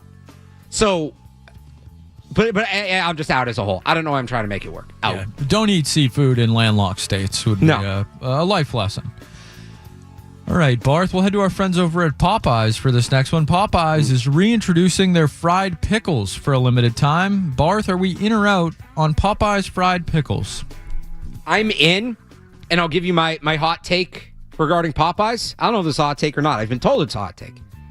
Popeyes, greater than Chick-fil-A. You're in the right seat, Barth. The man that sits there at night from 6 to 10 is a massive believer of that point. So I have multiple reasons. One, I like my chicken crispy. I like a little bit of a crunch. Chick-fil-A is not. Popeyes is crispy. Chick-fil-A is not crispy. It is the flavor, but doesn't have the texture. I'm a big texture guy when it comes to food. And the way they bread it, whatever they do at Popeyes, there's a nice crunch to it. And while I enjoy the Chick-fil-A fries, they are not bad. I am a big lover of all things mashed potatoes. Mashed potatoes is one of my favorite foods on the planet. I will eat mashed potatoes in pretty much any setting. I very much enjoy mashed potatoes. And Popeyes has mashed potatoes as a side. Chick-fil-A does not. So that is a massive point in favor of Popeyes. If you want to go to the apex level, though, you really want to max out your chicken sandwich eating experience, you get the Popeye sandwich and you put the Chick-fil-A sauce on it. Because that's the one thing Popeyes does not have is the house sauce. Their mayonnaise is fine. But the Chick-fil-A sauce is, let's credit where credit's due. Chick-fil-A sauce is excellent. You put that on a Popeye sandwich, you're going to have one hell of an experience, my friend. You're welcome. Now, there's a little more work involved there. Although you can buy the squeeze bottle, the Chick-fil-A sauce at the supermarket, or you just grab a couple extra packets when you're in Chick-fil-A. But that's the way to go. But I'm not a huge fried pickles guy, but I trust the people at Popeyes. I'm in. I feel like I'm listening to Joe Murray right now with that. That was a pretty Joe Murray take of me, wasn't it? Yes, of course. I've thought a lot about this. All right, Barth. John Harbaugh this week. This from Ian O'Connor of The Athletic. Head coach John Harbaugh spoke with Rex Ryan at length about Giants' DC position. Alex Barth, are we in or out on a return of Rex Ryan to the NFL? As somebody who has a significant number of Giants fans in my family and still gets crap for 2007 and 2011, is very annoyed by all of that, I'm in. Let's see it. It's going to be a disaster. Love to watch that. I'm in. I'm in just to watch it all burn down. Sexy Rexy. Bring him back to us. All right, Barth, we will end with this one tonight. Okay. Meta, always good news over there, has patented an AI that can keep a deceased person's account active and running, posting messaging and video calling by replicating their user behavior from past data. Alex Barth, are we in or out? If I get a call from a dead friend or relative through Facebook, I'm going to lose my mind. Absolutely not. Absolutely. It sounds like an Adam Silver idea. Out. Hard out on that. Incredibly out on that. Well, that's going to wrap up a President's Day edition of In or Out, whatever today is. Yeah. Is that what it is? Yeah, it's President's Day. Monday. It's Monday. Yeah. Here we go.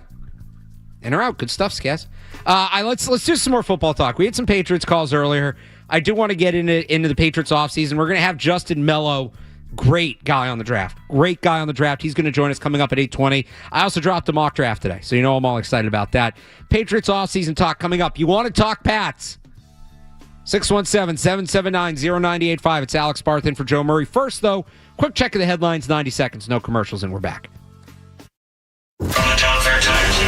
Dutcher and Hardy, Owen Beetle, Felger and Maz, the Bruins, the Celtics, the Pats, the Revolution. This is Boston's home for sports.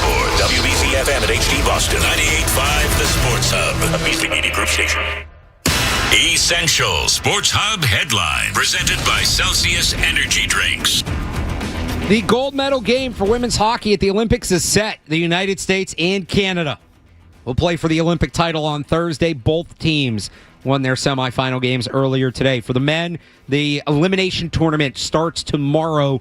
The USA, though, will not play until Wednesday. They were one of 4 teams who earned a first-round bye. As those teams hit the ice, it's going to look a little different. They're changing the color of the boards. According to Emily Kaplan, there's that dark color, and players might have been losing the puck in it. That's what the speculation was when Jeremy Swayman allowed that goal from the red line the other day. Down at Red Sox camp, Romy Gonzalez has been shut down from baseball activities. According to Alex Cora, he's dealing with a shoulder injury. And in the NFL, the Dolphins kicking off their rebuild. Multiple key players released today. That includes wide receiver Tyreek Hill and pass rusher Bradley Chubb. Sports Hub headlines are brought to you by Boston Prolotherapy. Don't let joint pain keep you off the court, course, or trail. Eliminate that pain with Dr. Franke of Boston Prolotherapy. I'm Alex Barth on Boston's Home for Sports, 98.5 The Sports Hub. Your next update at 8:30.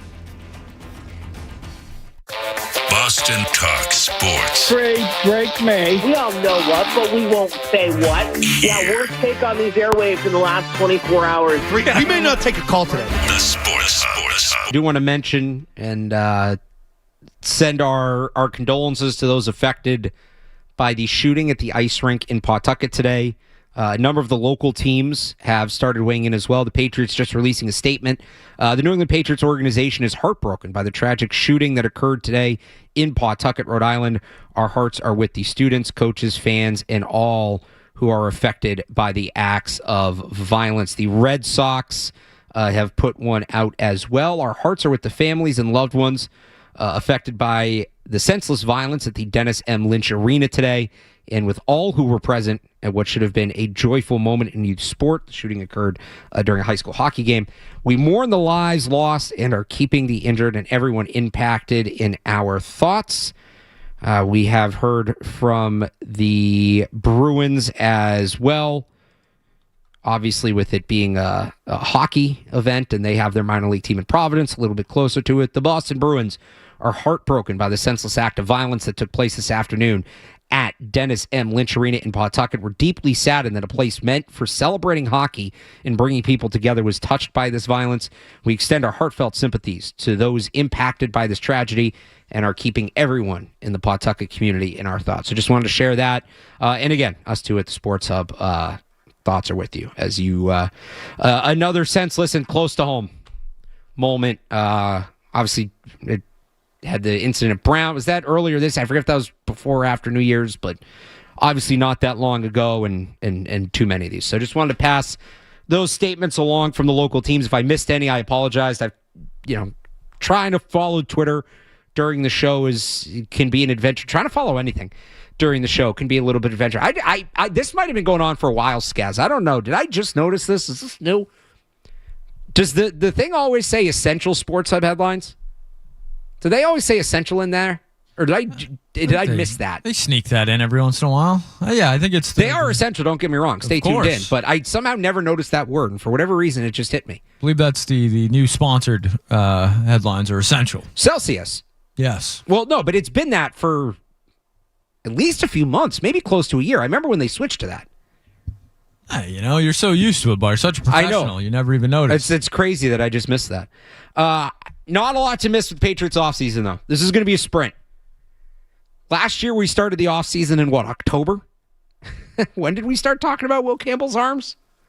And now we're starting here second week in February. Bill Belichick wasn't kidding when he talked about being 5 weeks behind after the Super Bowl. But here we are. And the Patriots, it's going to be an interesting offseason because for the first time in a couple years, we're not talking about got to start this whole thing over. They need, 20 new starters between 22 spots on both sides of the ball. Mike Vrabel had the quote last week about building on the foundation. I don't know if we have that, Skaz. I think we do. He's exactly right. I agree with him. I don't think that that's just lip service. I think that should be their approach, and the fact he said it makes me think that is going to be their approach, which is good. There's going to be this thing about how much do you weigh the Super Bowl versus the season as a whole. It is the Super Bowl. It is the most recent game. It is against a high-level opponent. But you also want to be careful that you don't entirely overreact to one game. And based on Vrabel's comments, I felt good about them confidently splitting the difference. Here's Mike Vrabel on Tuesday. Talked about a disappointing finish to a phenomenal, exciting, enjoyable year. It's unfortunate. Talked to him about the, foundation I think that we've built, much like a home. You build a home and then run out of things to do. And so you continue to add on to it. You finish the basement, you make additions to it, and we'll try to do that to this football team. I like the foundation of it, and we'll try to improve on it. Exactly. And they don't need to overhaul things. They don't need 5 new starters on the offensive line. They don't need a whole new room of receivers. It's going to be about targeted additions. And my overarching take for the offseason is, yes, they need help on offense. Again, it's not this big picture thing. They need a starting left guard. They need a potential starting right tackle. So Morgan Moses, will be back, but get that next guy in the pipeline. They need a tight end 2 and a guy who can become a tight end 1 when Hunter Henry, is going, he's in his 30s now when they move on to the next guy. And they definitely need a near the top of the depth chart wide receiver. If they end up moving on from Diggs and his contract's going to need to be reworked, and if the two sides can't agree on it, maybe they just move on, then they definitely need that top of the depth chart receiver. So really, we can throw tight end and tackle out because those are pipeline positions. Maybe tight end's a little more of a need, but left guard, starting wide receiver, and we'll say tight end, right? I don't want to see them address those in the draft. Maybe wide receiver, maybe. If they can get a really good edge rusher in free agency. But part of the problem, I think, with their offense, they were just so young. There just really wasn't a lot of experience with that group as a whole. Yeah, they had some players, Morgan Moses, Steph Diggs, but it was overall a very young group. I don't want to see them run back. So let's say they move Jared Wilson in a center because he's not a guard. And maybe it's Bradbury, but if they move Jared Wilson to center and then they draft their starting left tackle, which I think they could do, even beyond the first round, you can get a starting guard in the top 100 in the draft. But second-year tackle, rookie guard, second-year center. Even the second-year guy next to Campbell, I don't like that. That's a position, and it's as far as positions go, even if you're paying top of the market at guard, and you are going to have to pay top of the market for a starter, it's not like paying top of the market for a receiver or an edge rusher or even a tackle. That's manageable. So I'd like to see them go veteran there. Same at receiver. If they move on from Diggs, it's a young room again. The majority of those guys, I think everybody outside of Mac Hollins is on their rookie contract. So that's where I'd like to, whether it's trading for A.J. Brown, whether it's signing Alec Pierce, something like that. I don't want to see them be that young around Drake May. I want there to be veterans in place. So I want to see them attack offense in free agency and then draft on defense. Because on defense, you have Christian Barmore on a big contract. You have Milton Williams on a big contract. You should have Christian Gonzalez on a big contract by the time we get there. He should be extended. It won't kick in for a couple years, but it'll be there. It'll be looming. Robert Spillane makes, good money for a linebacker. If you bring Chase on back, that's going to be a decent-sized contract. They need young players. They need young players on rookie contracts on that side of the ball. It's essentially the opposite of what they did last year. If you remember there was like that month, wasn't even a month, it was like 2 weeks after free agency, where everybody's take was like, are they neglecting Drake May? They only really signed defensive guys in free agency. Mac Hollins was their biggest skill position signing on offense, was Mac Hollins and Morgan Moses, and then all the money went to defense, and then what they do in the draft in the top 100? Offense. Tackle, running back. I think Kyle Williams was before Jared Wilson. Wide receiver, center, wide receiver, whatever it is. Just flip it. Now you've got young cores on both sides. You get more experience around Drake May, and you start creating a pipeline on defense. That's my overarching take. And maybe there's some positions, that don't fit perfectly into it. They could sign an edge guy. That doesn't have to be a draft pick. Tight end, right tackle behind Moses, yeah, you probably go to the draft there. But like big picture, that's how I look at the Patriots offseason. But some of it too is who's available in the draft. Like I said, I'm a little behind. So let's go to a guy I really trust on the draft. He does a great job, Justin Melo. He works for the Draft Network. We'll talk to him next. We'll get to know the 2026 draft class here. It's Alex Barth in for Joe Murray on the Sports Hub. Don't go anywhere. There's more Joe Murray.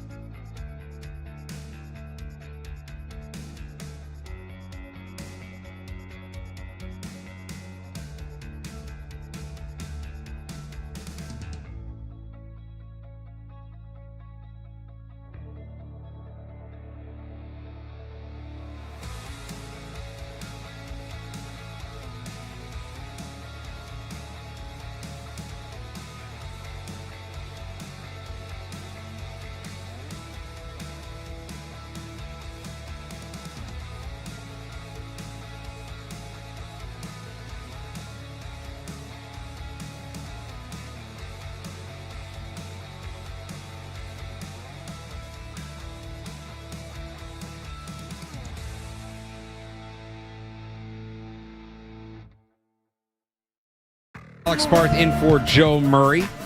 We are now joined by Justin Melo. You may know his draft work from the Draft Network. We'll get a little more into where you can find him in a little bit. But Justin, thanks so much for joining us. Pleasure's all mine, Alex. Thank you for having me. So, Justin, us Patriots fans, I know it's so tough. We've been familiar the last 2 years, starting with the draft, maybe even before the end of the season. We were a little busy this year. You know, kind of preoccupied during the Senior Bowl, following the team in the Super Bowl. Woe was us. So tough. But you do such a great job covering the whole draft, not just the big names, but everybody. I figured you're the perfect person to help us play catch up here a little bit and give us a little crash course to get us familiar. So I appreciate you joining us. No, pleasure's all mine. As you said, I mean, I don't feel sorry for you. You know, I think the Patriots this year going from almost felt like going from last to first. Really, it felt like, right? 4-13, I believe, the year before. Top 4, top 5 pick in the draft, and before lo and behold, Mike Vrabel comes in, turns it around rather quickly, like I knew he would. I think I told you the last time we spoke, Alex. Yeah, let me ask you that, because Justin also covers the Titans. As a Titans point of view, what did you make of the job Mike Vrabel did in 2025? Wasn't surprised. Always thought he was an exceptional football coach. The day the Titans fired him, I got a lot of flack in my Titans sphere of the world, if you will, by saying, I think he's going to win a Super Bowl one day. We all hoped it'd be in Tennessee, but I guess it's going to be elsewhere. And I caught a lot of flack for that. It came pretty close to being true in year one. And I don't think a lot of people saw that coming based on what the Patriots looked like throughout the 2024 season. But he's a great football coach.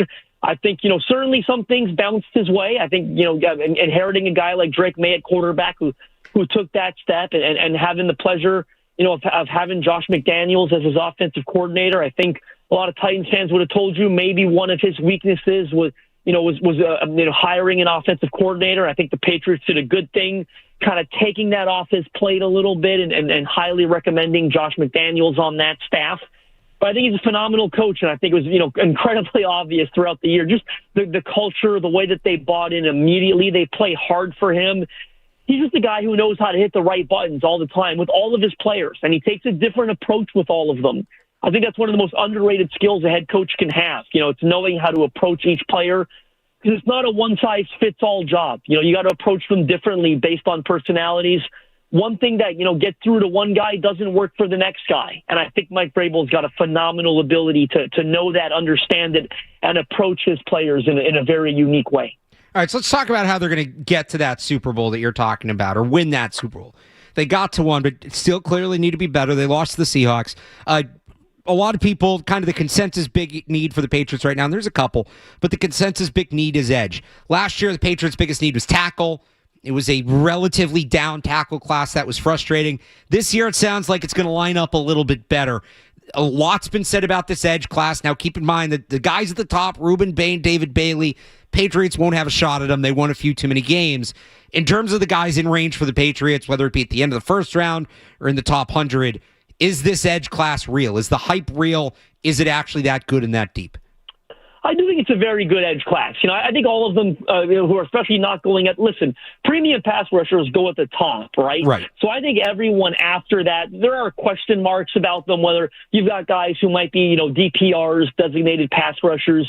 You've got guys with arm length deficiencies. You've got guys with play strength and weight deficiencies that might not be able to defend the run on early downs. There's a lot of questions about all of them, but certainly it's a deep class. And I think I'm dropping a big board this Wednesday, whether top 50, top 100, I'm still sorting through, but I've got a ton of them, whether, in that range. And I think every big board you're going to see this pre-draft season, you're going to see, if it's 100, you're going to see about 20 edge rushers, give or take, in most top 100. So it's an incredibly deep class. I look at, the 31st pick, a guy like Cassius Howell, out of Texas A&M, who produced 11.5 sacks this past year at the SEC. I was kind of referencing him when I talked about the arm length deficiencies. He's going to measure in, they're going to be short. I'll tell you that right now. Once we get the official number at the NFL Combine, not a great early down run defender, but you ask him to rush the passer. He's super speedy, athletic, puts offensive tackles in a bind, with his athleticism. He's a big one. A guy like Akeem Messidor, who was opposite Reuben Bain at Miami this past year. I think a lot of the traits that Mike Vrabel values in those rushers. He's tough, he's violent, he's physical, and he's versatile. Can play up and down the line. I even think he can reduce inside, on third down after playing outside on early down. So he's a guy that strikes me. Derek Moore at Michigan, I don't think's gotten enough love throughout this pre-draft process. He had 10 sacks this past year for the Wolverines, really broke out of his shell, and he was really good at the Senior Bowl. I thought he was one of the better ones in attendance. So there's a lot of pass rushers in this top 100, and I think the Patriots are certainly going to be able to target a guy, whether that's at 31 or even at the back end of the second. I think they'll have options. Again, we're talking to Justin Melo, draft expert. Wide receiver, Patriots fans are still chasing that guy. We'll see what happens with Stephon Diggs, but he was always a bridge, a temporary option. They want to find that guy that's going to grow with Drake May long term.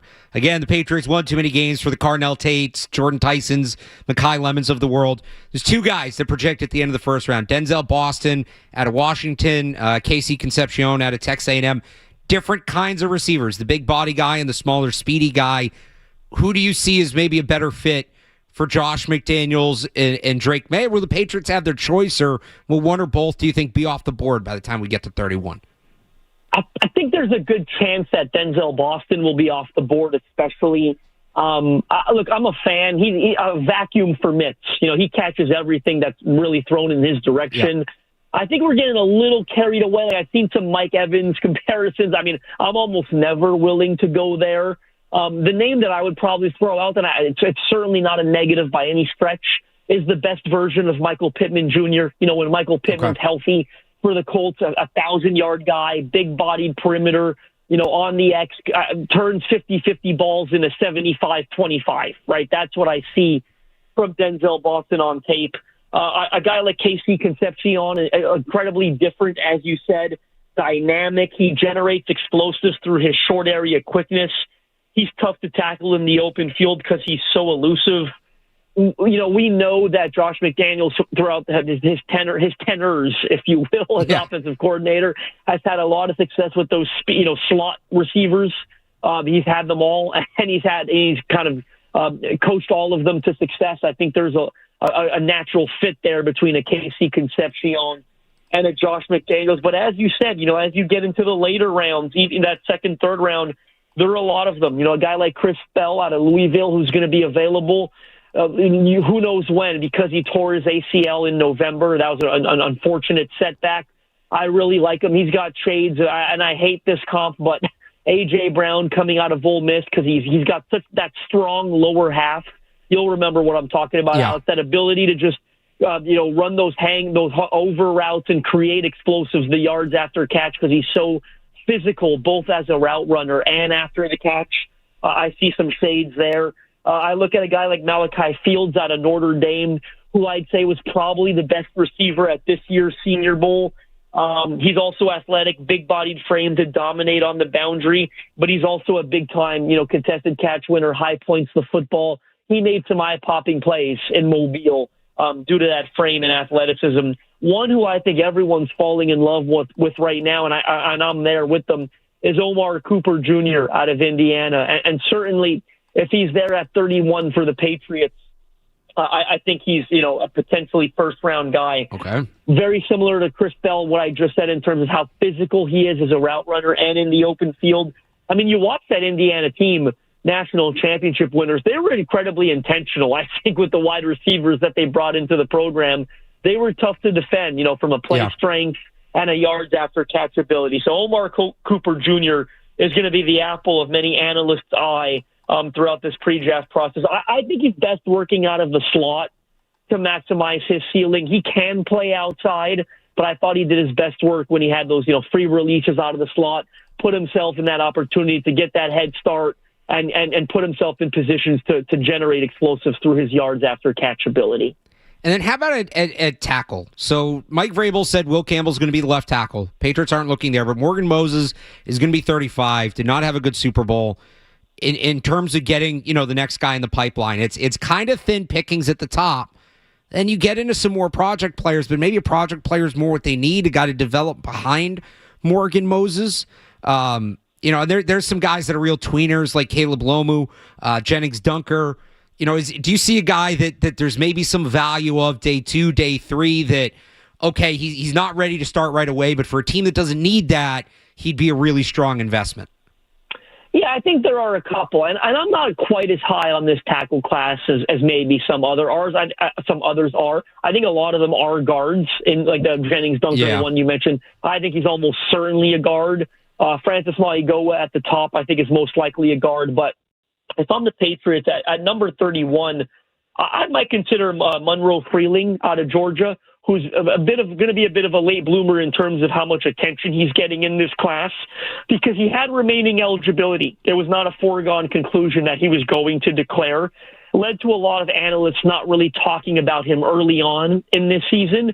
But as it became within the realm of possibility, November, December, that he was going to come out, you started to see his name get mentioned a lot more. You talk about a guy that you can maybe stash, even if you take him at 31, he's only got 16 career starts at offensive tackle. So you are talking about a guy that's probably going to require a bit more seasoning, but I do think there's a ton of upside there, that's worth exploring. He's super athletic. He's quick. And unlike a lot of tackles or quote-unquote tackles in this class, he's long enough to actually play tackle in the NFL. So he's certainly a guy that I've got earmarked towards the back end of the first round. Another guy who's on my radar, especially, late day 2 where the Patriots are going to be picking in that second round, is Austin Barber out of Florida. I think he's flexible enough to play both left and right tackle. I thought he made some good impressions in Mobile from what I understand. And I do think he's got that swing ability. If Morgan Moses is back in 2026 and he's still your starting right tackle, then I think Barber can play both positions. He's certainly one who's come across my radar. That's a big one for me, especially at the back end of the second round. Yeah. And another one that I think a lot of people are high on is Blake Miller out of Clemson. He's really athletic, probably one of the more athletic tackles in this class. If he participates at the NFL Combine next week, I think that'll be evident throughout the testing numbers and even some of the on-field stuff. Those 3 tackles immediately come to mind for me. That's one for you at the back end of the first round. If they want to attack it with 31, then I think both Austin Barber and Blake Miller are guys they could target on day 2. Again, we're talking to Justin Melo, draft expert. Give me another, draft guys. We love doing my guy, right? This guy. This is my guy. At any other position, a player that stands out to you as maybe a really strong fit for the Patriots, or just a guy that we should be talking about more? Oh, I've got so many of them. But one who I really liked at the Senior Bowl was linebacker Kyle Lewis from Pittsburgh. He's another one of my guys. Huge fan of his. Super athletic. I don't got to sell you then, Alex. Sideline to sideline, right? Like just covers every blade of grass. A bit undersized, work in progress when it comes to getting off blocks. I've seen some people say teams might view him as a safety. Do you think that's true, or is he going to be like a true linebacker at the NFL level? I think he'll probably be a true linebacker, but you can move him around, right? He can play the overhang and kind of, be that versatile guy in coverage, even if he's one of your experts in coverage. I'll give you one that I'm infatuated with right now, Alex, and I'll raise my hand, and I think he's a Patriots type guy through and through. And I'll raise my hand and say the interview that I did with him really sold me on him. Is Charles Demings, the cornerback out of Stephen F. Austin. If you haven't heard of this kid, here's a fun fact. First ever player in Lumberjacks history to get invited to the Senior Bowl. In 2021, he wasn't even sure he was going to be playing football. He was cutting grass with his dad. They had like a lawn mowing business. Football didn't look like it was going to work out for him. Well, he pops up at Stephen F. Austin. This past year, 4 interceptions, 5 pass breakups. He's got the size to play the boundary. He was put on my radar by someone in the industry who I really trust. And the text that I received before I interviewed him said, "You are going to love, love, love this kid." And I absolutely did when I got on the phone with him. Short-term memory, and you need that at corner. He loses a rep. He doesn't give a damn. He's ready to line up, competitive spirit, ready to go for the next rep up sort of mentality. He's so physical. He's so competitive. He just wants it more than the next guy because he didn't think he was going to be in this position when he was cutting grass a couple of years ago. I love Charles Demings. Spoiler alert, I'm putting him in my top 100. I don't know where anyone else is putting him, but I'm infatuated with the personality. I love what he put on tape this year. He did not look, I think only one of 3 from the FCS that was at the Senior Bowl this year. He did not look out of place at all. He put a bunch of good reps there on tape. And that's a tough environment for corners. Those drills, they favor the wide receivers, one-on-one, no pass rush. It's a nightmare for a corner, right? And he just looked so good out there. I'm a huge, huge believer in Charles. I said this a couple of years ago, by the way, about Jarvis Brownlee, who was coming out of Louisville. And I think I feel pretty good about that one. Yeah. I know he's been traded, but the Jets really like what he did for them down the stretch of this year, playing in that division, in the AFC East. So I stood on the table for Jarvis Brownlee. I stood on the table for Jalen Watson a couple of years ago when he was a 7th-round pick for the Chiefs. Now he's about to cash in on free agency. I trust my track record with these mid-round, late-round corners. I love Charles Demings. He is Justin Melo, draft expert. So you teased the interview, the top 100. I know you've done work for the Draft Network in the past, but that's going to change here coming up? Today was my final day at the Draft Network. Okay. It was an incredible journey, 5 years. I met the most incredible people. I worked with the most incredible people, and I wish them success. Now and always, I'm going to be their biggest fan. A new opportunity came across my desk. I'll be announcing it Wednesday. I'm still covering the NFL draft on a mainstream national space, if you will. All right. I can't wait to announce what's coming next for me on Wednesday. Not going anywhere. Essentially taking what I do and transitioning it to a new medium. Really excited about the opportunity. Still going to be doing the interview series, big boards, draft rankings, you name it. I've got about 10 interviews ready to go already with some of the, some really interesting prospects. I'm sitting down with Rayshon Benny, the D tackle out of Michigan. I sat down with the tight end that I really like, Ili Raridon out of Notre Dame, who's at the Shrine Bowl. I've got so much coming. Really excited about that. I'll be announcing it on Wednesday a.m. We'll be launching officially. Find the announcement on my official Twitter page, JustinM_NFL. So there you go. That's where you can find him, at JustinM_NFL. You want to find his draft work. Again, does a great job. Somebody that I really trust, especially now as I'm trying to get caught up from behind, checking out what he's doing. The player interviews are awesome as well. Justin, thanks so much for taking the time and joining us and helping us get caught up here on the draft. Pleasure's all mine, Alex. You know where to find me. Absolutely. And again, you can find him at JustinM_NFL on social media. Let's talk about some of what he said about the draft. Now, I want to get into my mock draft a little bit as well, give you guys a little taste of that. We'll do that after these headlines here. It's Alex Barth in for Joe Murray. Sports Hub headlines, presented by Celsius Energy Drinks. The gold medal game for women's hockey at the Olympics is set, U.S. and Canada. And that matchup will take place on Thursday after both teams won their semifinal games earlier today. Meanwhile, on the men's side, the first round of the playoff portion of the tournament is set. That begins tomorrow. The USA, though, will not play until Wednesday. They have a first-round bye, so they're still waiting on their opponent. When those teams do take the ice, the boards will have a different color. That's according to Emily Kaplan. There have been some speculation that players are maybe losing the puck. The dark-colored board, certainly after Jeremy Swayman allowed that goal from the red line the other day. Down at Red Sox camp, Romy Gonzalez has been shut down from baseball activities, according to Alex Corey. He's dealing with a shoulder injury.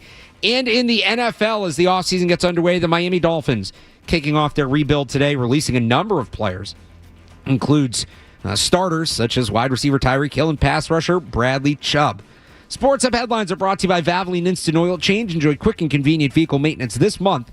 Visit NewEnglandOilChange.com for 15% off your drive-through oil change at Valvoline Instant Oil Change, the official oil change of busy people. I'm Alex Barth on Boston's Home for Sports, 98.5 The Sports Hub. Your next update at 9 o'clock.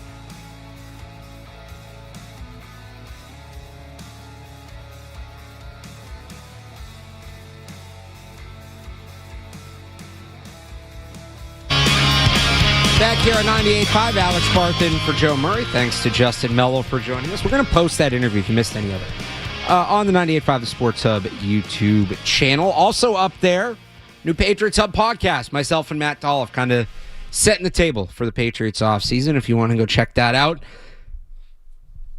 Along those lines, new mock draft. That's right, it is mock draft season. As much as Ty Anderson. So I'm here on Saturday, and I go sit down on the couch out there. I'm getting ready to filling in for Gasper on Gasper and Murray. Ty Anderson was in here doing the hockey shows. He always does a fantastic job. So me and Ty have a bit, at least I think it's a bit. Ty gets very annoyed by mock drafts. He thinks there's too many of them. He thinks I do too many. So I sit down on the couch out there, and you can see it from the host chair. Like I'm looking at it right now. And it's the couch in our lobby. And I literally I go to the back end of our website.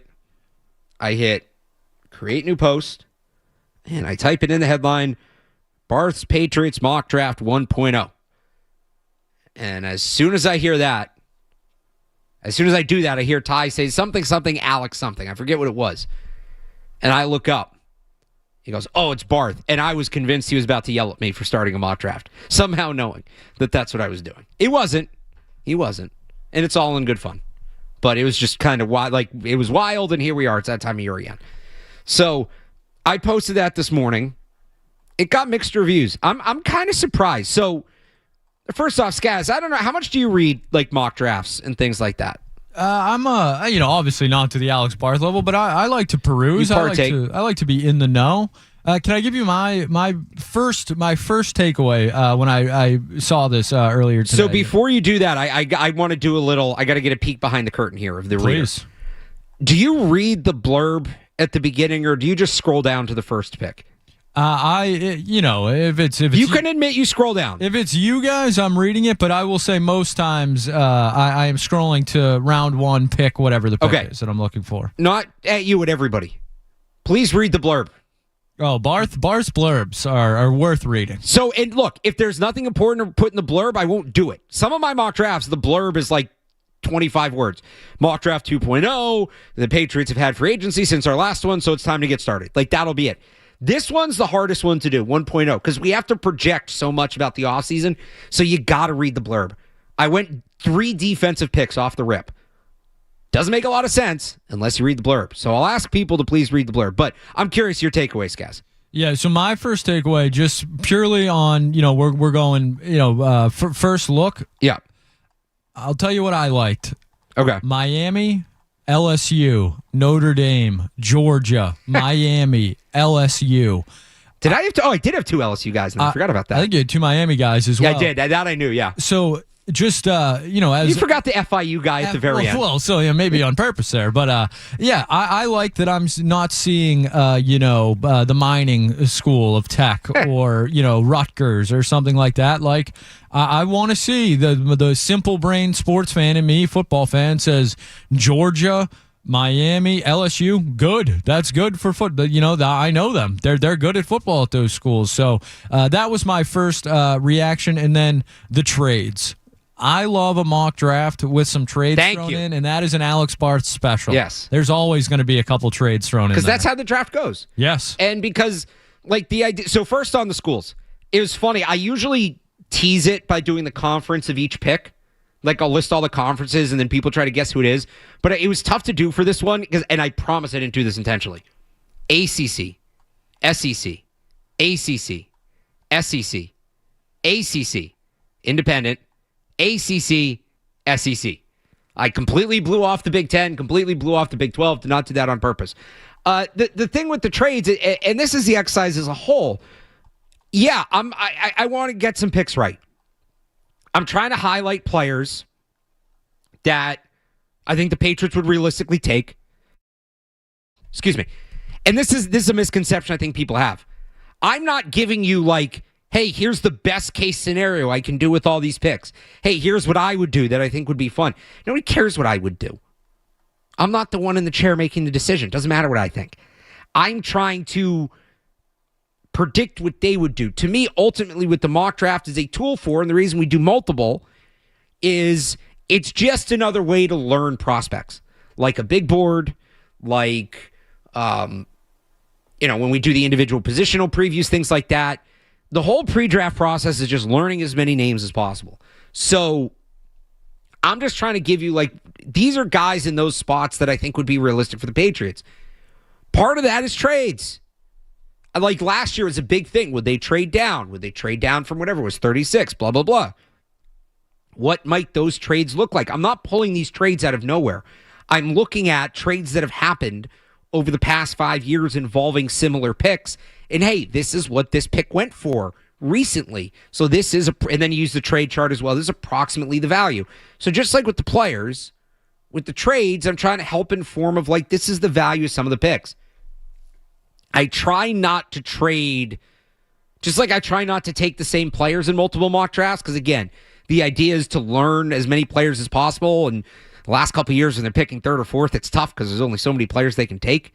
I try not to trade the same picks more than one time. So, I thought about trading one for Max Crosby on this one, but we'll have time to get to that. So, yes, had the trades involved, a lot of big schools. So I went back and looked because I didn't do that. I'm not against small school players and doing that in the draft. I'm an elitist. I like my guys to come from, your blue chip programs. I didn't actively do that. So I went back and looked at what I had last year in my first one. LSU, Skaz, you tell me if this is better or worse. LSU, Marshall, Ole Miss, North Carolina State, Washington State. That was Kyle Williams. I got that one right. Ohio State, Michigan, Florida, UCF. Oh, so I guess I hit more big schools last year. Yeah, no real total stinkers in there. No. Yeah, Marshall hasn't been great. But Marshall's a little smaller. I also would kind of regret the Patriots were not going to take him. But we didn't find out until later in the process. But, yeah, no, I mean, look, they have a connection with Miami. I don't think people realize kind of how deep that runs, but they've got Elliot Wolf has connections there. Alonzo Highsmith, who's influential in their front office. They've got scouts who went to Miami, one who played at Miami. They obviously grabbed a guy last year in Andy Borregales, and that went well. Leonard Taylor, who they didn't add in the draft, but they added later on as a Miami guy. There's connections there. So I wouldn't be surprised, and they've got some guys the Patriots who need. Like my Miami picks in this one, their first-round pick, Akeem Mesidor, we just kind of talked about him with Justin Melo. Really talented player. He is 25 years old. But when you're picking 31st and not 4th, they're going to come with butts. He's a talented player. Just doesn't have as high of a ceiling, but he can come in right away and make an impact. So I had him, and then I had them taking a guard on day 3, Inez Cooper, big physical bully ball guy. If they're going to move on from Mike Onwenu or even just want to get that pipeline going, maybe he's not the starting left guard on day 1, but he competes for that job, gives you some depth. So yeah. That's why I had 2 Miami guys. They have some connections there. So you can check out the full mock draft 1.0 on 985thesportshub.com. Please, again, make sure you read the intro, read the blurb. It is relevant to setting up the rest of the draft. 3 defensive players in the first 3 picks, 4 in the first 5. That is why I will say, as annoyed as people were with that as a whole, I don't know how if this struck you, Skaz. I thought people would kind of be annoyed with the safety in the second round, but people seem to get that one. I'm proud of Patriots fans for that. That's what the blurb's for right there. That is what the blurb is for. That is correct. All right, we're going to take a break. When we come back, musings time. And I am annoyed with something I did myself. I think. I don't know. We'll do that next. It's Alex Barth in for Joe Murray on the Sports Hub. More Joe Murray coming up on the Sports Hub.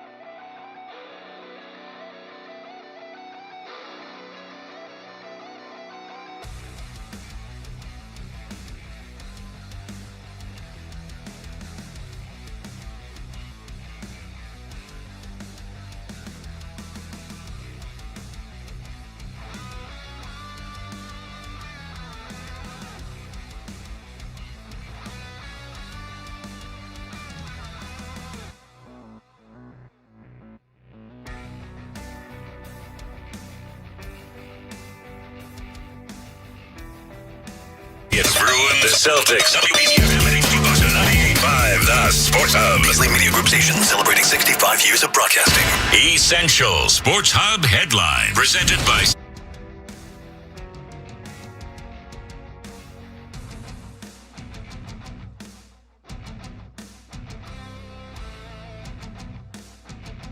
Thursday for the title. Both teams won their semifinal games earlier today. For the men, the tournament rolls on. They head to elimination play starting tomorrow. For Team USA, though, they won't play until Wednesday. They got a first-round bye, so they will wait on their opponent in the quarterfinals.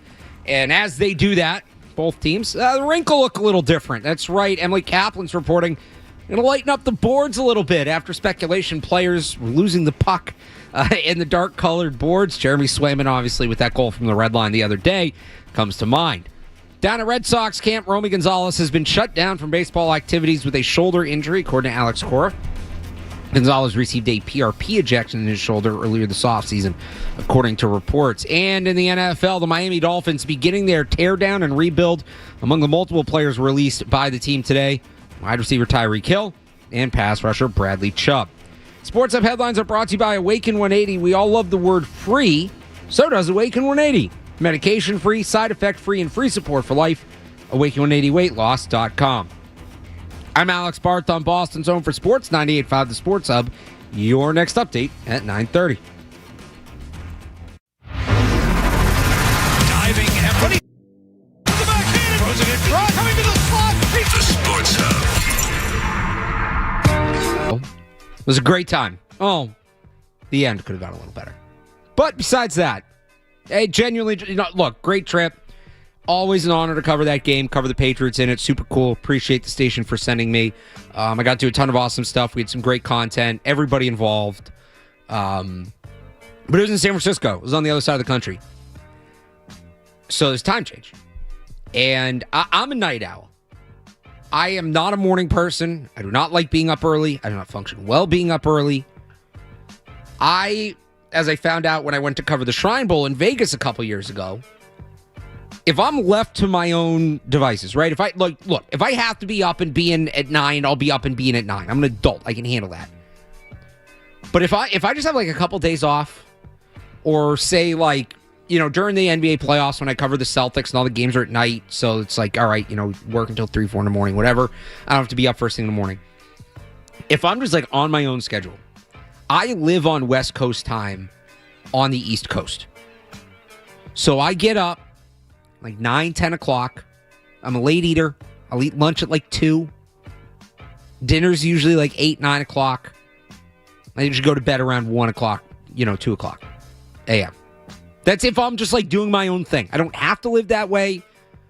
Really, since I got a full-time job out of college, I haven't been able to live that way regularly.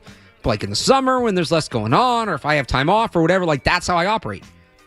So on the West Coast, that's up at 7, lunch at noon, dinner at 6, in bed by like 10 or 11, which is how a normal person lives. I admit my schedule is not normal when working in this field. Have some late nights, right? Working until 10 o'clock tonight, it kind of leans into that. So when I went to San Francisco, I was like, I'm not going to do the time change. I'm not going to do it. I kept my watch on, so I was staying on East Coast time, and just mentally I stayed there. Now, it was harder than I thought, because some things I had to be like, all right, we had to get on the shuttle to go to practice at 6 a.m. I can't think of that as 9 a.m. I got to think of it as 6 because I got to make sure I'm there. But that was part of the reason. 6 a.m. shuttle, 6 a.m. shuttle on the East Coast, that'd kill me. That'd be brutal.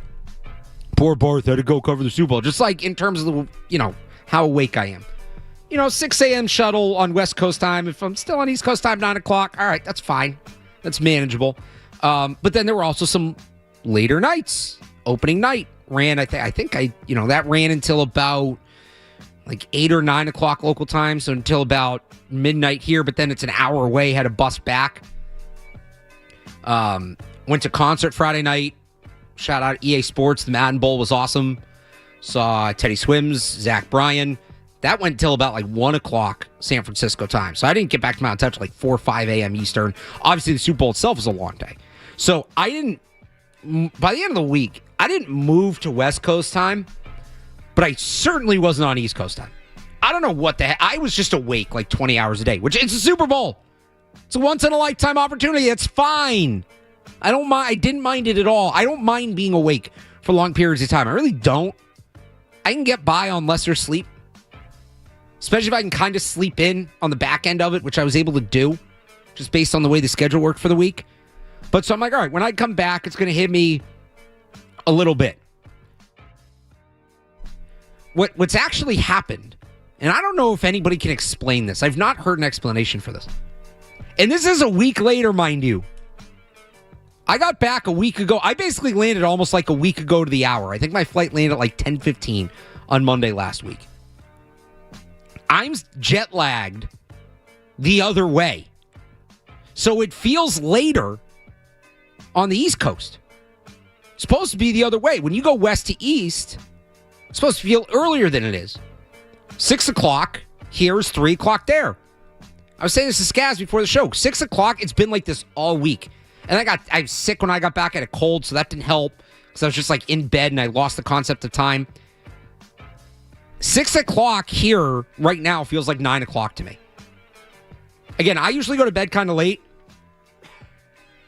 The other night, I'm like, oh, I'm ready for bed. I look at the clock. It was 7:30. I haven't gone to bed at 7:30 since I was maybe 6 years old. So I don't know what the hell happened or why it's lasting so long. What's the solution here, Barth? Well, what's the plan of attack here for this problem you have? Well, so like I mentioned, like I was also sick. I had just a cold. I mean, it wasn't a big deal, but I don't sleep well when I'm sick. So I was also like getting up in the middle of the night. So I've not had like a regular night's sleep in about a week and a half. Yeah, maybe some performance enhancers before bed, something like that. Maybe something with some PM in it, or maybe something with. I tried the NyQuil. It didn't help. You take the night show route and just light up a joint when you get home. That's what me and Joe usually do. I think I just need a good night's sleep, or a couple like a good weeknight sleep, and I'll be back. But it's been, I don't know if anybody's ever heard of this. I'm curious. 617-779-0985. Getting jet lagged in reverse. Going west to east and it feeling later than it is. Or did I just break my brain in San Francisco? I think maybe the Joe Milton experience broke your brain a little bit. It was great to see Joe. He was awesome with Felger Maz. If you haven't seen it, it's on the YouTube page. A quick Google search says it can affect you for 1 to 2 weeks, is what Google's saying. So you're not completely. But I feel like that's usually when you come from like the other side of the world, not 3 hours. Yeah, no, that's so. I'm someone who, as we get older, Barth, we're right around the same age.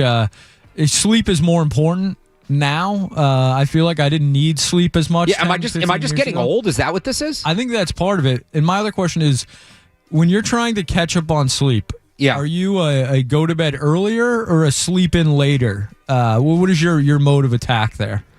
So some of it is circumstance based.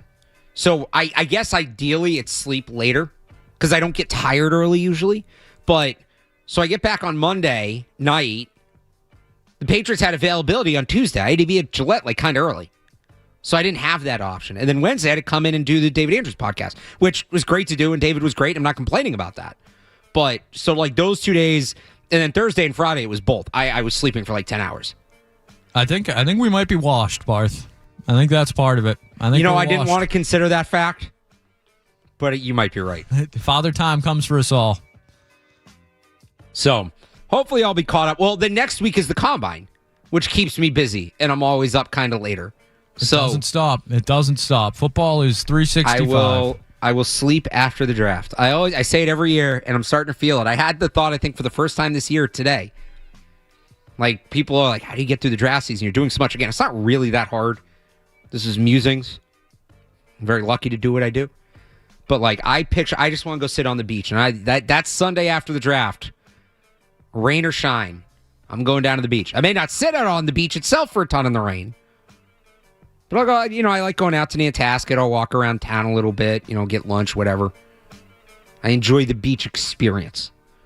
So that's my musing. You got one, Skaz? Yeah, my musing is just don't be a dirtbag. Two of my advice. Yeah, it seems pretty easy. Two of my closest friends unfortunately had their golf club stolen this past weekend. This was not locally. Okay. Is this them. out of the car?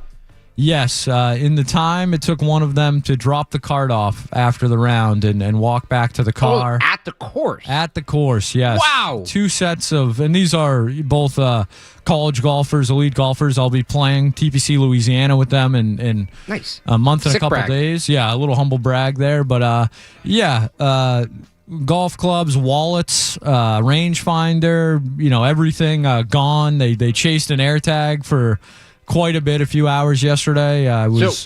Sorry, continue. No. But it was like a live stream, babe. Like we were trying to, follow the AirTag, help them out, but they found one of the AirTags destroyed. So it was, just don't be a dirtbag. I mean, golf clubs are, as a grown man, there are few things in my life I have a relationship with as close as my golf clubs. They are one of the few things I actually care about and truly cherish in this world. So, yeah, just everyone out there, just be kind. Is my musing. So don't steal someone's golf clubs. They were, if I heard you right, they were stolen off the cart. They were. I believe they were in the trunk. They were placed in the trunk, and then they dropped the cart off. They got in the car. So, you put your clubs in the car, you bring the golf cart back.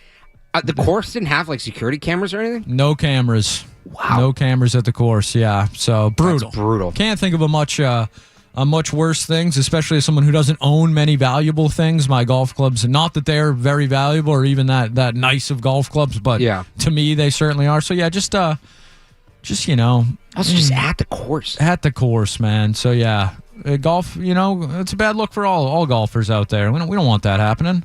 I have one more update, too, while we're on just the topic of things. Nobody in my Ithaca texts remembers Chunky Boys Golf. We need this boots is a on new the ground. phenomenon. We do need boots on. Where's intern Luke? Oh, you know what? I will text. Can you hit up intern Luke Yes. and can we get word from him before the end of the show? I can't believe we didn't think of that. We have boots on the ground. If he goes, tell him to call in. Yes. Reporting live from Chunky Boys Golf. I don't think it's technically an Ithaca. A text has been sent. Okay, so we'll keep you updated on that. But no recollection from the Ithaca group chat. You'd remember Chunky Boys Golf. I feel you wouldn't forget that. And we were Chunky Boys who golfed. It makes sense. No, the topic has now changed in the group chat. Skaz, how many seagulls would you have to find in your house before you realized somebody was putting them in there? More than one. I think if there was 2 seagulls in my house, I would be suspicious. I think 3. 3? I think at 2, I'd be like, all right, so they came in together. The third one, I'd be like, somebody's pulling my chain. Somebody's up to something here. Somebody's got a plan. A seagull, not at the top of the list of animals you'd want to find in your house, but also not really the bottom. Not at the either. bottom. I mean, they're manageable. Yes. They're kind of dirty, but very dirty. And they're loud. Loud, yes. But I think I'd be more concerned about the loudness. Or just, getting it out of the house. You ever encounter a bat or anything in the house before? I think a mouse is probably the most egregious thing. A couple bats in the attic, but you just you call a guy and then he figures it out for you. My buddy had a raccoon in his attic. Yeah, I think a couple of them. No thanks. Yeah, they're kind of feisty, aren't they? I had some chipmunks in the basement, but you just feel bad for those. Yeah, they're harmless. That's whatever. Messing up the insulation, but they're cute. 617-779-0985. You want to join on any of it? I actually see you guys line up on the phones. We'll go to you next here on 98.5 The Sports Hub. Don't go anywhere. There's more Joe Murray. On the way on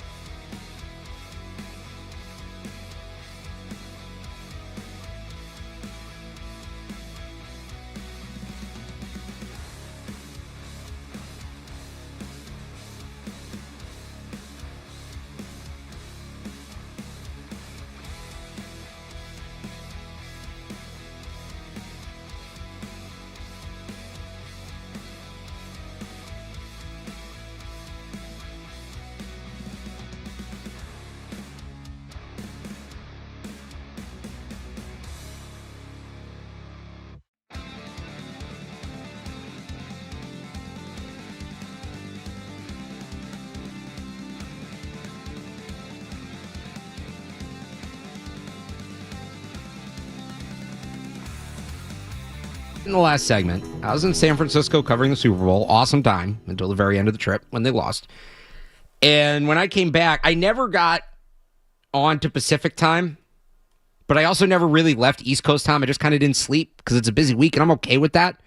But when I came back here, so usually when you go west to east, everything feels earlier because like 6 p.m. here is 3 p.m. there. But everything feels 3 hours later for me here. It's not supposed to go that way. So I don't know what's going on. It's not as bad as it was, when I first got back last week. Basically about an hour from now, a week ago. I landed like 10:15, 10:30 last week. But like it was hitting me earlier today. Like before the show at like 5 o'clock. I'm like, I feel so late. I feel like I should be going home. Or is it just a seasonal thing because the sun's setting super early? I don't know. But people have advice for me. Start with Justin on the road. Justin, what do you got? So I flew out to Denver, right, for the AFC Championship game. And keep in mind, I'm an East Coast guy myself. Yep. And those 2 hours that we gained evidently back going to Denver threw me off completely.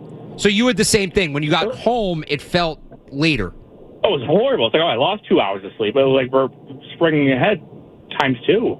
But going to Denver was awesome. Like, I got 2 hours of sleep in. It was great. But also, keep in mind, I flew Frontier, which is not ideal, so... I don't know how much great game, but I don't know how much the airline impacts it. But okay, so it's not just me then. No, God, no, that's a real thing. It threw me off. It's basically daylight savings right when you travel. All right, thanks for the call, Justin. Okay, so it's not just me. So I'm not losing my mind. Unfortunately, Skaz, this is pointing towards me being washed, which would be unfortunate. But we'll see. Is this Mike the Leprechaun in Framingham? Mike? I am. Anyway, I have advice. Okay. So, I'm going to be up at 3 o'clock in the morning to call Ben Maller. But my advice is as follows. And I also go to my family in Ireland. So here's what you have to do, laddie. You have to basically have a cat nap. Get a nap in the day, and it'll save you an hour or two. So if you go west to Seattle or wherever, you get a good, sweet hour or two of nap. You wake up, you might be tired, but you'll get through the night. Yeah. If you go to Ireland and arrive first thing in the morning, you have a 2-hour cat nap, and you struggle through the first day, and then you're good to go. So basically, my advice is a good nap. All right, thanks, Mike. I did nap when I got back, though. And I'm usually not a napper, but I think it was on Wednesday. Like, I had everything done and the immediate Super Bowl reaction stuff done. And, like, so Wednesday afternoon, I took a nap from, I don't know, it was like 3 to 5 o'clock, something like that. And I still have it. But, all right, but it's not just me. It's not just me. Other people, even though you're supposed to gain time coming back from the West Coast to the East Coast, other people feel like they've lost time.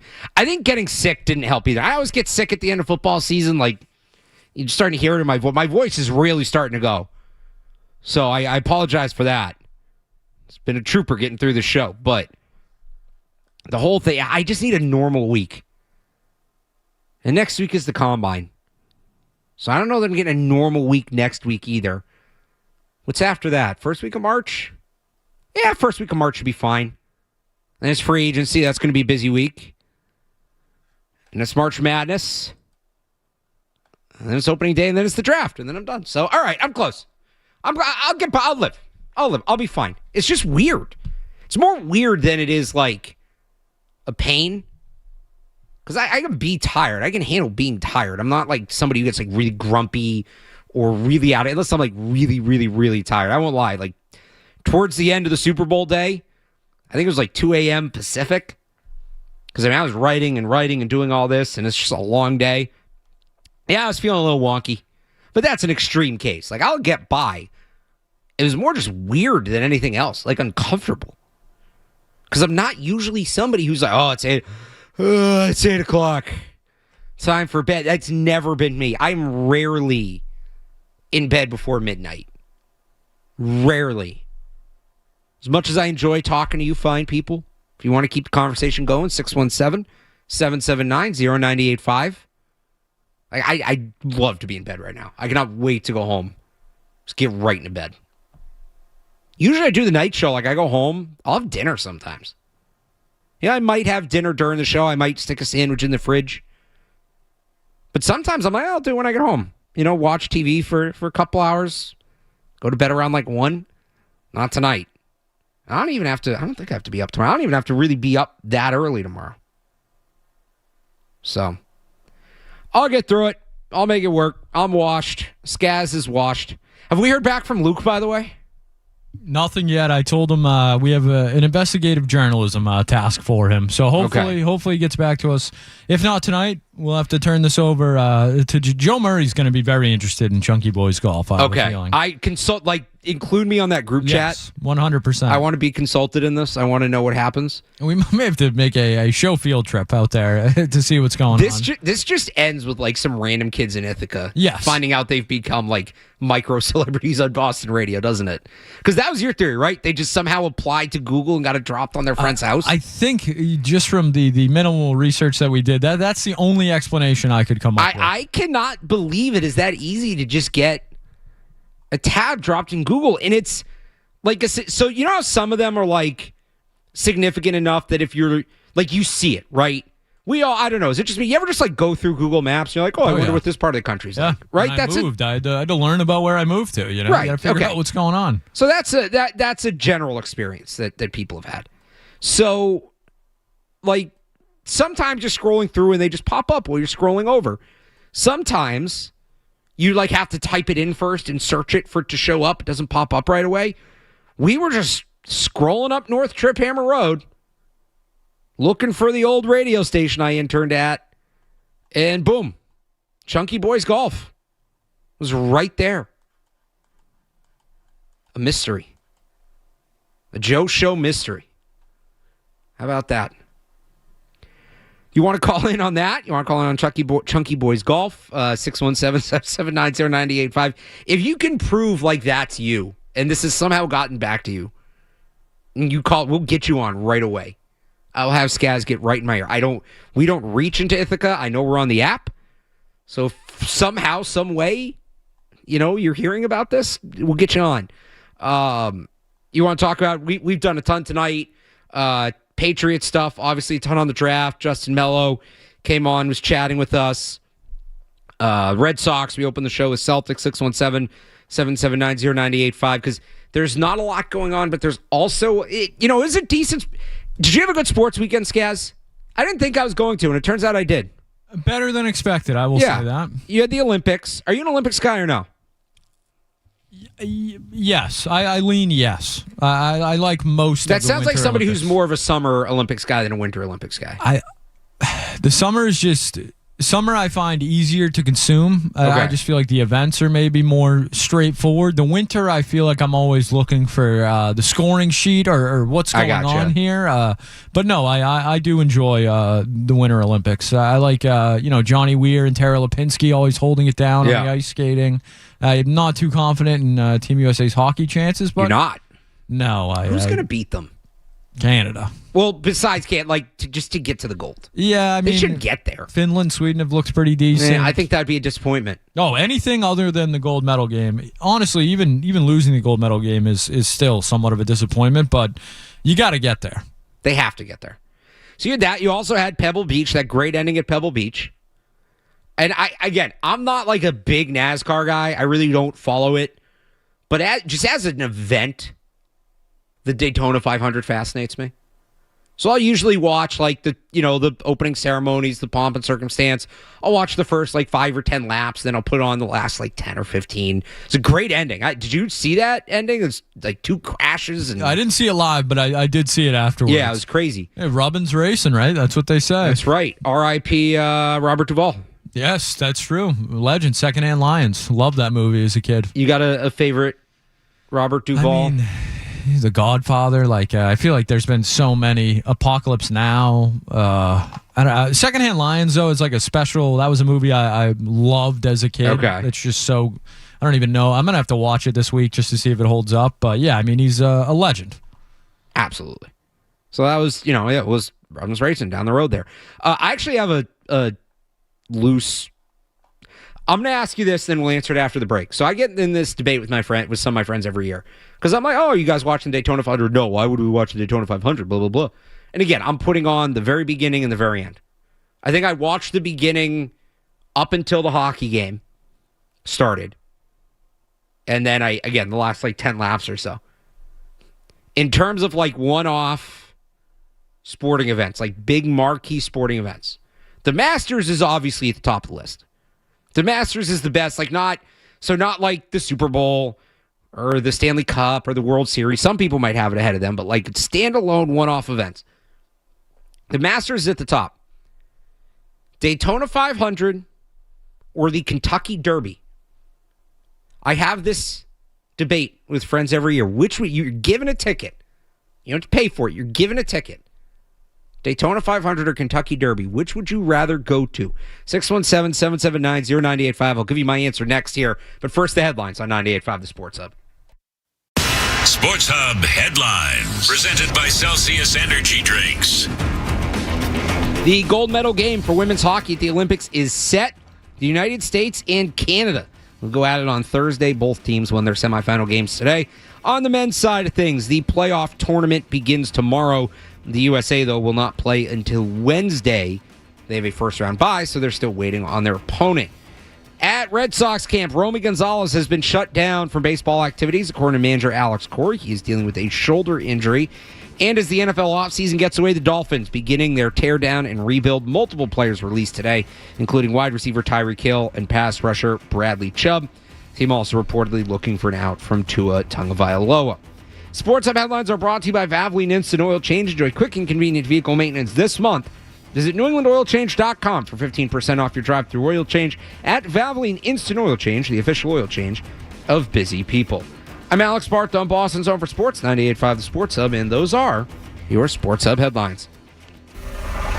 You're listening to Joe Murray on 98.5. You're listening to Joe Murray on 98.5 The Sports Hub. Hey, it's Zoe here, and timing matters on the field and on the job. And that's why contractors across New England trust Charles D. Sheehy with innovation, technology, and a team that delivers every day. CDS keeps projects on schedule and built to last. Count on Sheehy. Learn more at cdsi.com.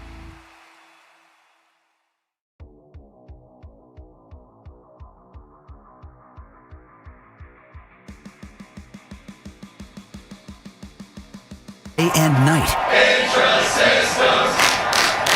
Who powers advanced protection with Barracuda XDR before damage is done. Serving New England for 30 years.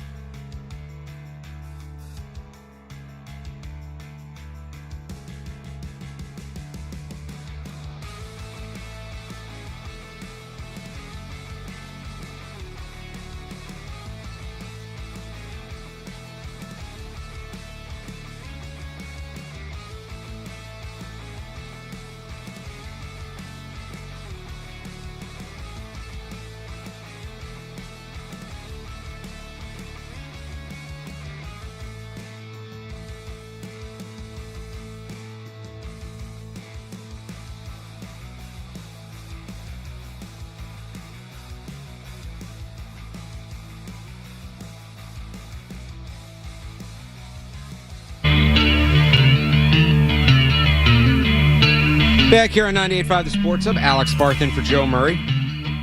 After what was a sneaky good sports weekend. You know, NBA All-Star Game was okay.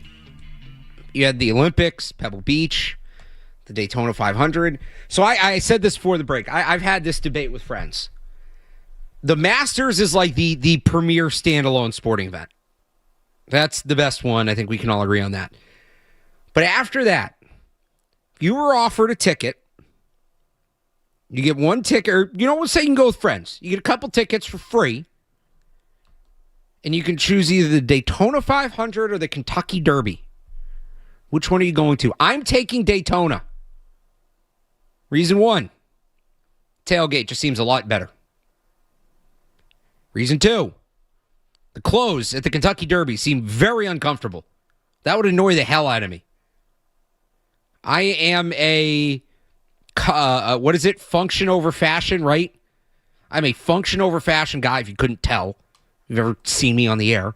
I am a comfort guy. I'm not wearing one of those ridiculous outfits for however many hours the Kentucky Derby is. As opposed to, I don't know, shorts and a t-shirt at Daytona. And then you get a whole race. The Kentucky Derby lasts, 2 minutes, 2.5 minutes? It's all that for that. Oh, and then finally, it's the mint julep, right, is the big drink of the Kentucky Derby? It doesn't sound that good to me. Yeah, the mint julep. It's bourbon, fine. Simple syrup, fresh mint leaves. Yeah, I'm not a mint guy. I guess the drink of Daytona is a beer. Bud Heavy, if I had to guess. I don't know. I'm not a mint guy. I'm out on the mint julep. I'm fine with bourbon, but I'm not a mint guy. Outside of gum, I'm like mint ice cream. I don't get how people eat that. Big mint ice cream guy. You're eating toothpaste. It's great. That's why toothpaste is flavored mint, because it's a good flavor. No, it's because it smells good. It tastes good too. That's wild. You eat mint ice cream? Yeah, mint chocolate chip. I don't get how people can do that. At Dawson. What are those like the Andes patties? Chocolates? Oh, those are good too. Oh, I get so disappointed when I'm like, oh, chocolate. Oh, it's one of those things. So you're out on the peppermint patty. I'm out on the peppermint patty. It's a bad take. So I'm taking Daytona over so you'd rather go to the Kentucky Derby to drink your mint drink and wear your uncomfortable clothes? Yeah, give me the Kentucky Derby. Give me the all-day gambling. It's not just, the Derby. That's the race that happens that day. You can bet on the Daytona 500. And then I got to wait 4 hours, to see if anything happens. I'm pretty there. sure you can live bet on NASCAR. I've never done it, but I'd be pretty surprised if you can't.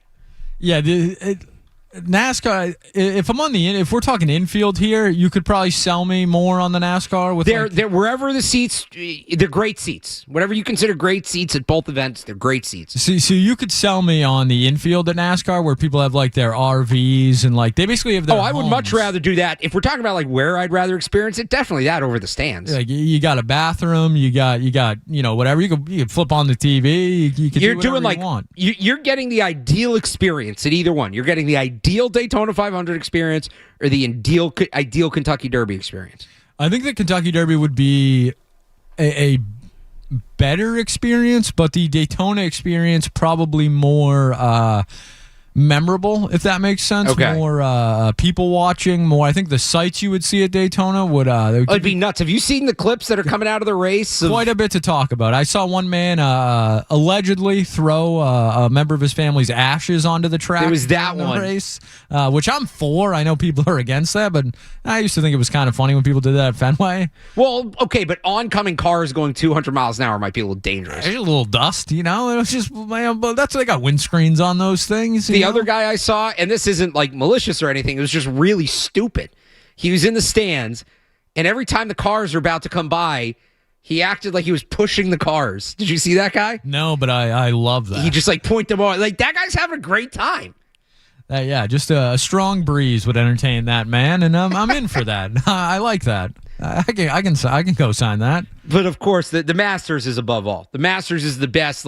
Again, not the World Series or the Super Bowl. This standalone, we'll call it individual sporting event. The Masters is the peak. Yeah, I think Masters, the Ryder Cup is a couple days, so I would put that up there. I also think it would be really cool to and this is probably more in the vein of the Kentucky Derby, but Wimbledon seems like something that would be I'm not cool. a tennis guy, but yeah, that'd probably be pretty cool. Just for one day, all the white outfits and green grass. It seems like it would be a decent take. What's the Wimbledon drink again? Oh man, I want to say it's like a strawberry lemonade kind of thing. I'm probably getting chastised because that's incorrect, but it's something of that nature. No, it's a Pim's cup. It's summer fruits, cucumber, and mint. Oh, why do they all have mint? Yeah, people with good taste, Barth. Clearly, you and your raccoon taste buds can't enjoy that mint julep. What's the Masters drink? The Azalea, right? Pimento cheese. Yes. Well, pimento cheese, Azalea, something like that. No mint. No mint in the Azalea. I've had an Azalea.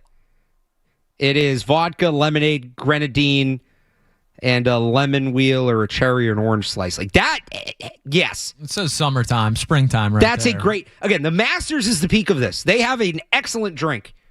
That is a much better drink than the mint julep, to me. Much better drink. Everything's better with the Masters. Also, the no phones. I love the no phones.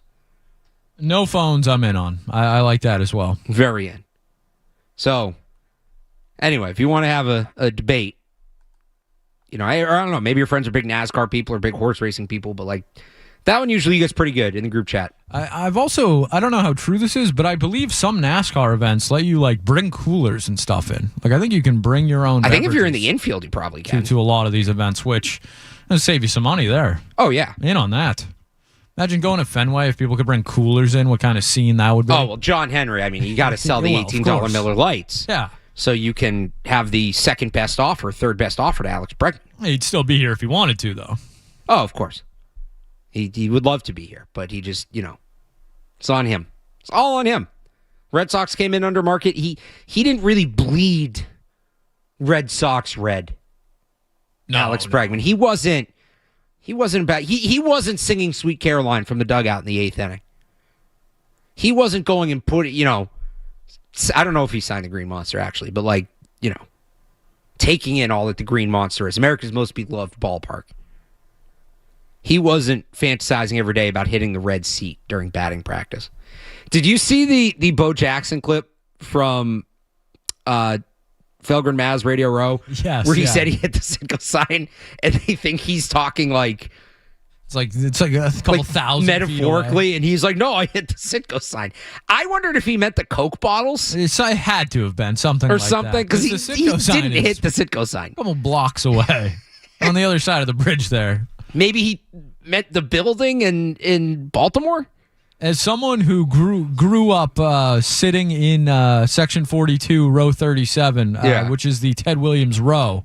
Oh, really? Yes. My dad used to get a 10-game pack, every year, and that was where we were. No one ever hit a baseball up there. I went to quite a few games in my childhood. No one sniffed hitting a baseball up there.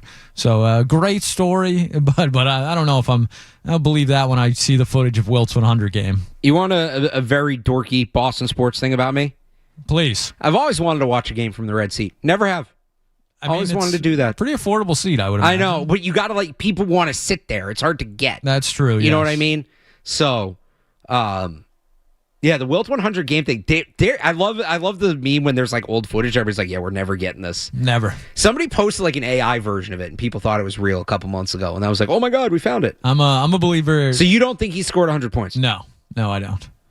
I think we would have more concrete evidence if he did. I could see that he scored it, but how gimmicky was it? Yeah, that's the other thing. Right, was he getting fouled the whole fourth quarter and just shooting free throws? It's like the guy that got mad at Favre for the sack record there because he dove. Great clip. How legitimate is it? Who was the college player who scored 200 points? Oh, he was. Do you know what I'm talking about? He took 1 million threes. Yeah.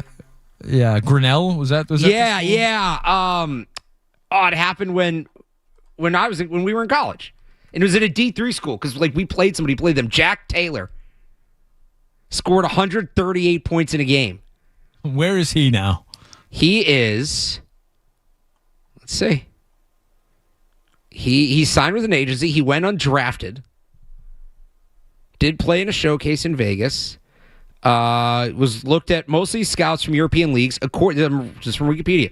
According to Taylor, he realized that he, quote, could play at a lower level professionally, not play in front of packed gyms, and probably not have big contracts.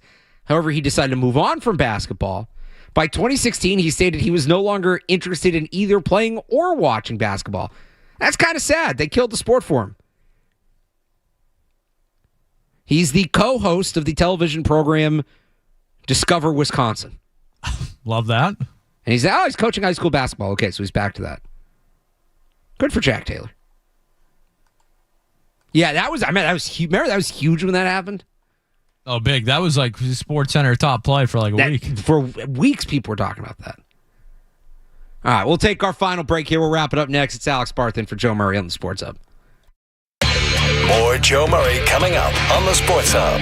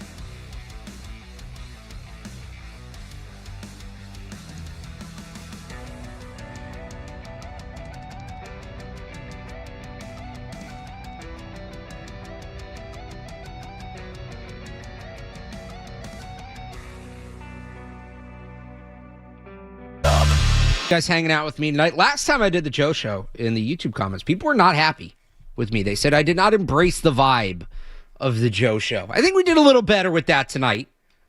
Look, and I'm not going to come in and try to be Joe Murray. Nobody can do that. But I think we got a little closer. And so I hope people enjoyed the program. Thanks to everybody who called in. We got some food, some gambling, some draft gambling. We covered all our bases. Some tonight. just random Chunky Boys golf. Yeah, that's Joe Murray right there. Nothing from Luke before we wrap it up. Last call for Luke. Zero, all right, we'll hear from him. Crickets from Luke. I guess he doesn't technically work for us right now, but I think he could handle an assignment. Yeah. We'll let him do some journalism for us. One thing I didn't get to that I kind of want to talk about. I'm looking forward to the World Baseball Classic. And Roman Anthony being in it is awesome. You know, Drake May obviously had a tremendous fall and kind of took everybody by storm, but Boston's still a baseball town. If he can have a Drake May type leap, I don't think he'll be as big nationally as Drake May because it's just baseball. But that's going to be a really fun story for a couple weeks. Do you have any skepticism, any caution about Roman Anthony going to the World Baseball Classic? Just because he's a guy who hasn't played this much baseball before, full MLB schedule. He did get hurt towards the end of the season last year, and now he's going to be playing in pretty intense baseball before the season even starts. Yeah, I think that'll be good for him as a young player to get that experience. He says that one playoff series last year. If he was a pitcher, I think I'd be more worried. Like if Peyton Tolley was going, I'd probably be more hesitant, especially the Red Sox track record of preventing pitchers from blowing out their arms. I think it'll be good for him. I do. And I don't think he's going to start. No, probably not. So he'll be in that environment. He'll get a couple of at-bats, but he's not going to play a ton. I think it's good for him. I enjoy it. I think it'll be cool. Obviously, excuse me. Oh, my voice almost made it to the end of the show. Before totally going. Obviously, there's an outside chance he could get hurt. But I think the experience will be incredibly valuable. And then, we'll see when he comes back. Because I think at this point, we'll see with Marcelo Mayer. We'll see with Christian Campbell. The big three has become Roman Anthony and the supporting act. Like, Roman Anthony it's not the three of them. It's the guy and the other two at this point. And some of that is Roman Anthony pulling away from him. It's not just them. Christian Campbell having a disappointing season last year. Marcelo Mayer dealing with injury, which is something that we're going to have to keep an eye on with him long term. But it's just, he's been excellent. And so getting to see him on that stage, I think will be a great opportunity. It's also going to be cool kind of having that after the Olympics and just that whole thing. Team USA needs it to figure out a way. I don't know if you can get like a home run song. I know MLB teams have that. I don't know how it works in the World Baseball Classic. They got to use Freebird. They got to find some way somehow to incorporate Freebird into Team USA because as a goal song, rules. And the women's team's doing it now, and it's a great choice. It's an excellent choice. I would love to see Team USA Baseball figure out a way to incorporate that. But it's always a good tournament. It was a great tournament last time. It's because it's pretty balanced. There are some teams, obviously, that have a better chance than others. I don't think every single team comes in with an equal chance to win it. But, you got the U.S., Cuba, Canada, Puerto Rico, obviously the Dominican. There's good balance and talent. I think it was in Mexico. Oh, no, Venezuela last time was pretty good. Also, the uniform. Remember Great Britain's uniforms last time? Were just the most generic looking, just gray, the Helvetica text or whatever font that is. It looked ridiculous. So that was fun. But I'm looking forward to it. I think it'll be a good tournament, and it's cool. The Red Sox are going to be all over it. But Roman Anthony, if he gets a chance to make a big play, a big at-bat in that tournament, there's something there. As a Red Sox fan, we didn't get to see him in the playoffs last year. What is he going to get to do in that big moment? That would be really cool to see. And I hope we get that opportunity. They don't start until, I think that's the first week in March. It's definitely not until after the Olympics. I know that. But it'll be fun to watch. And we'll talk about it. We'll have all of it. 98.5, 985thesportshub.com. Again, I have a new mock draft up. If you want to check that out, go over to Sports Hub YouTube channel. New off-season preview podcast as well. We've also clipped some stuff from this show You can follow me on social media at Real Alex Barth. Going to be ramping up the off-season content here over the next couple days because we are in the off-season. Then we'll have plenty too. Jake, who's here earlier, I'm sure we'll have plenty on Jake Seymour's. Jason Tatum's return. Like I said, I am reverse jet lag and it's killing me. I'm going to get out of here. It's clearly time. Skaz, great job as always. Dawson, thank you. I'm Alex Barth. Thanks for tuning in. Talk to you next time. Bye.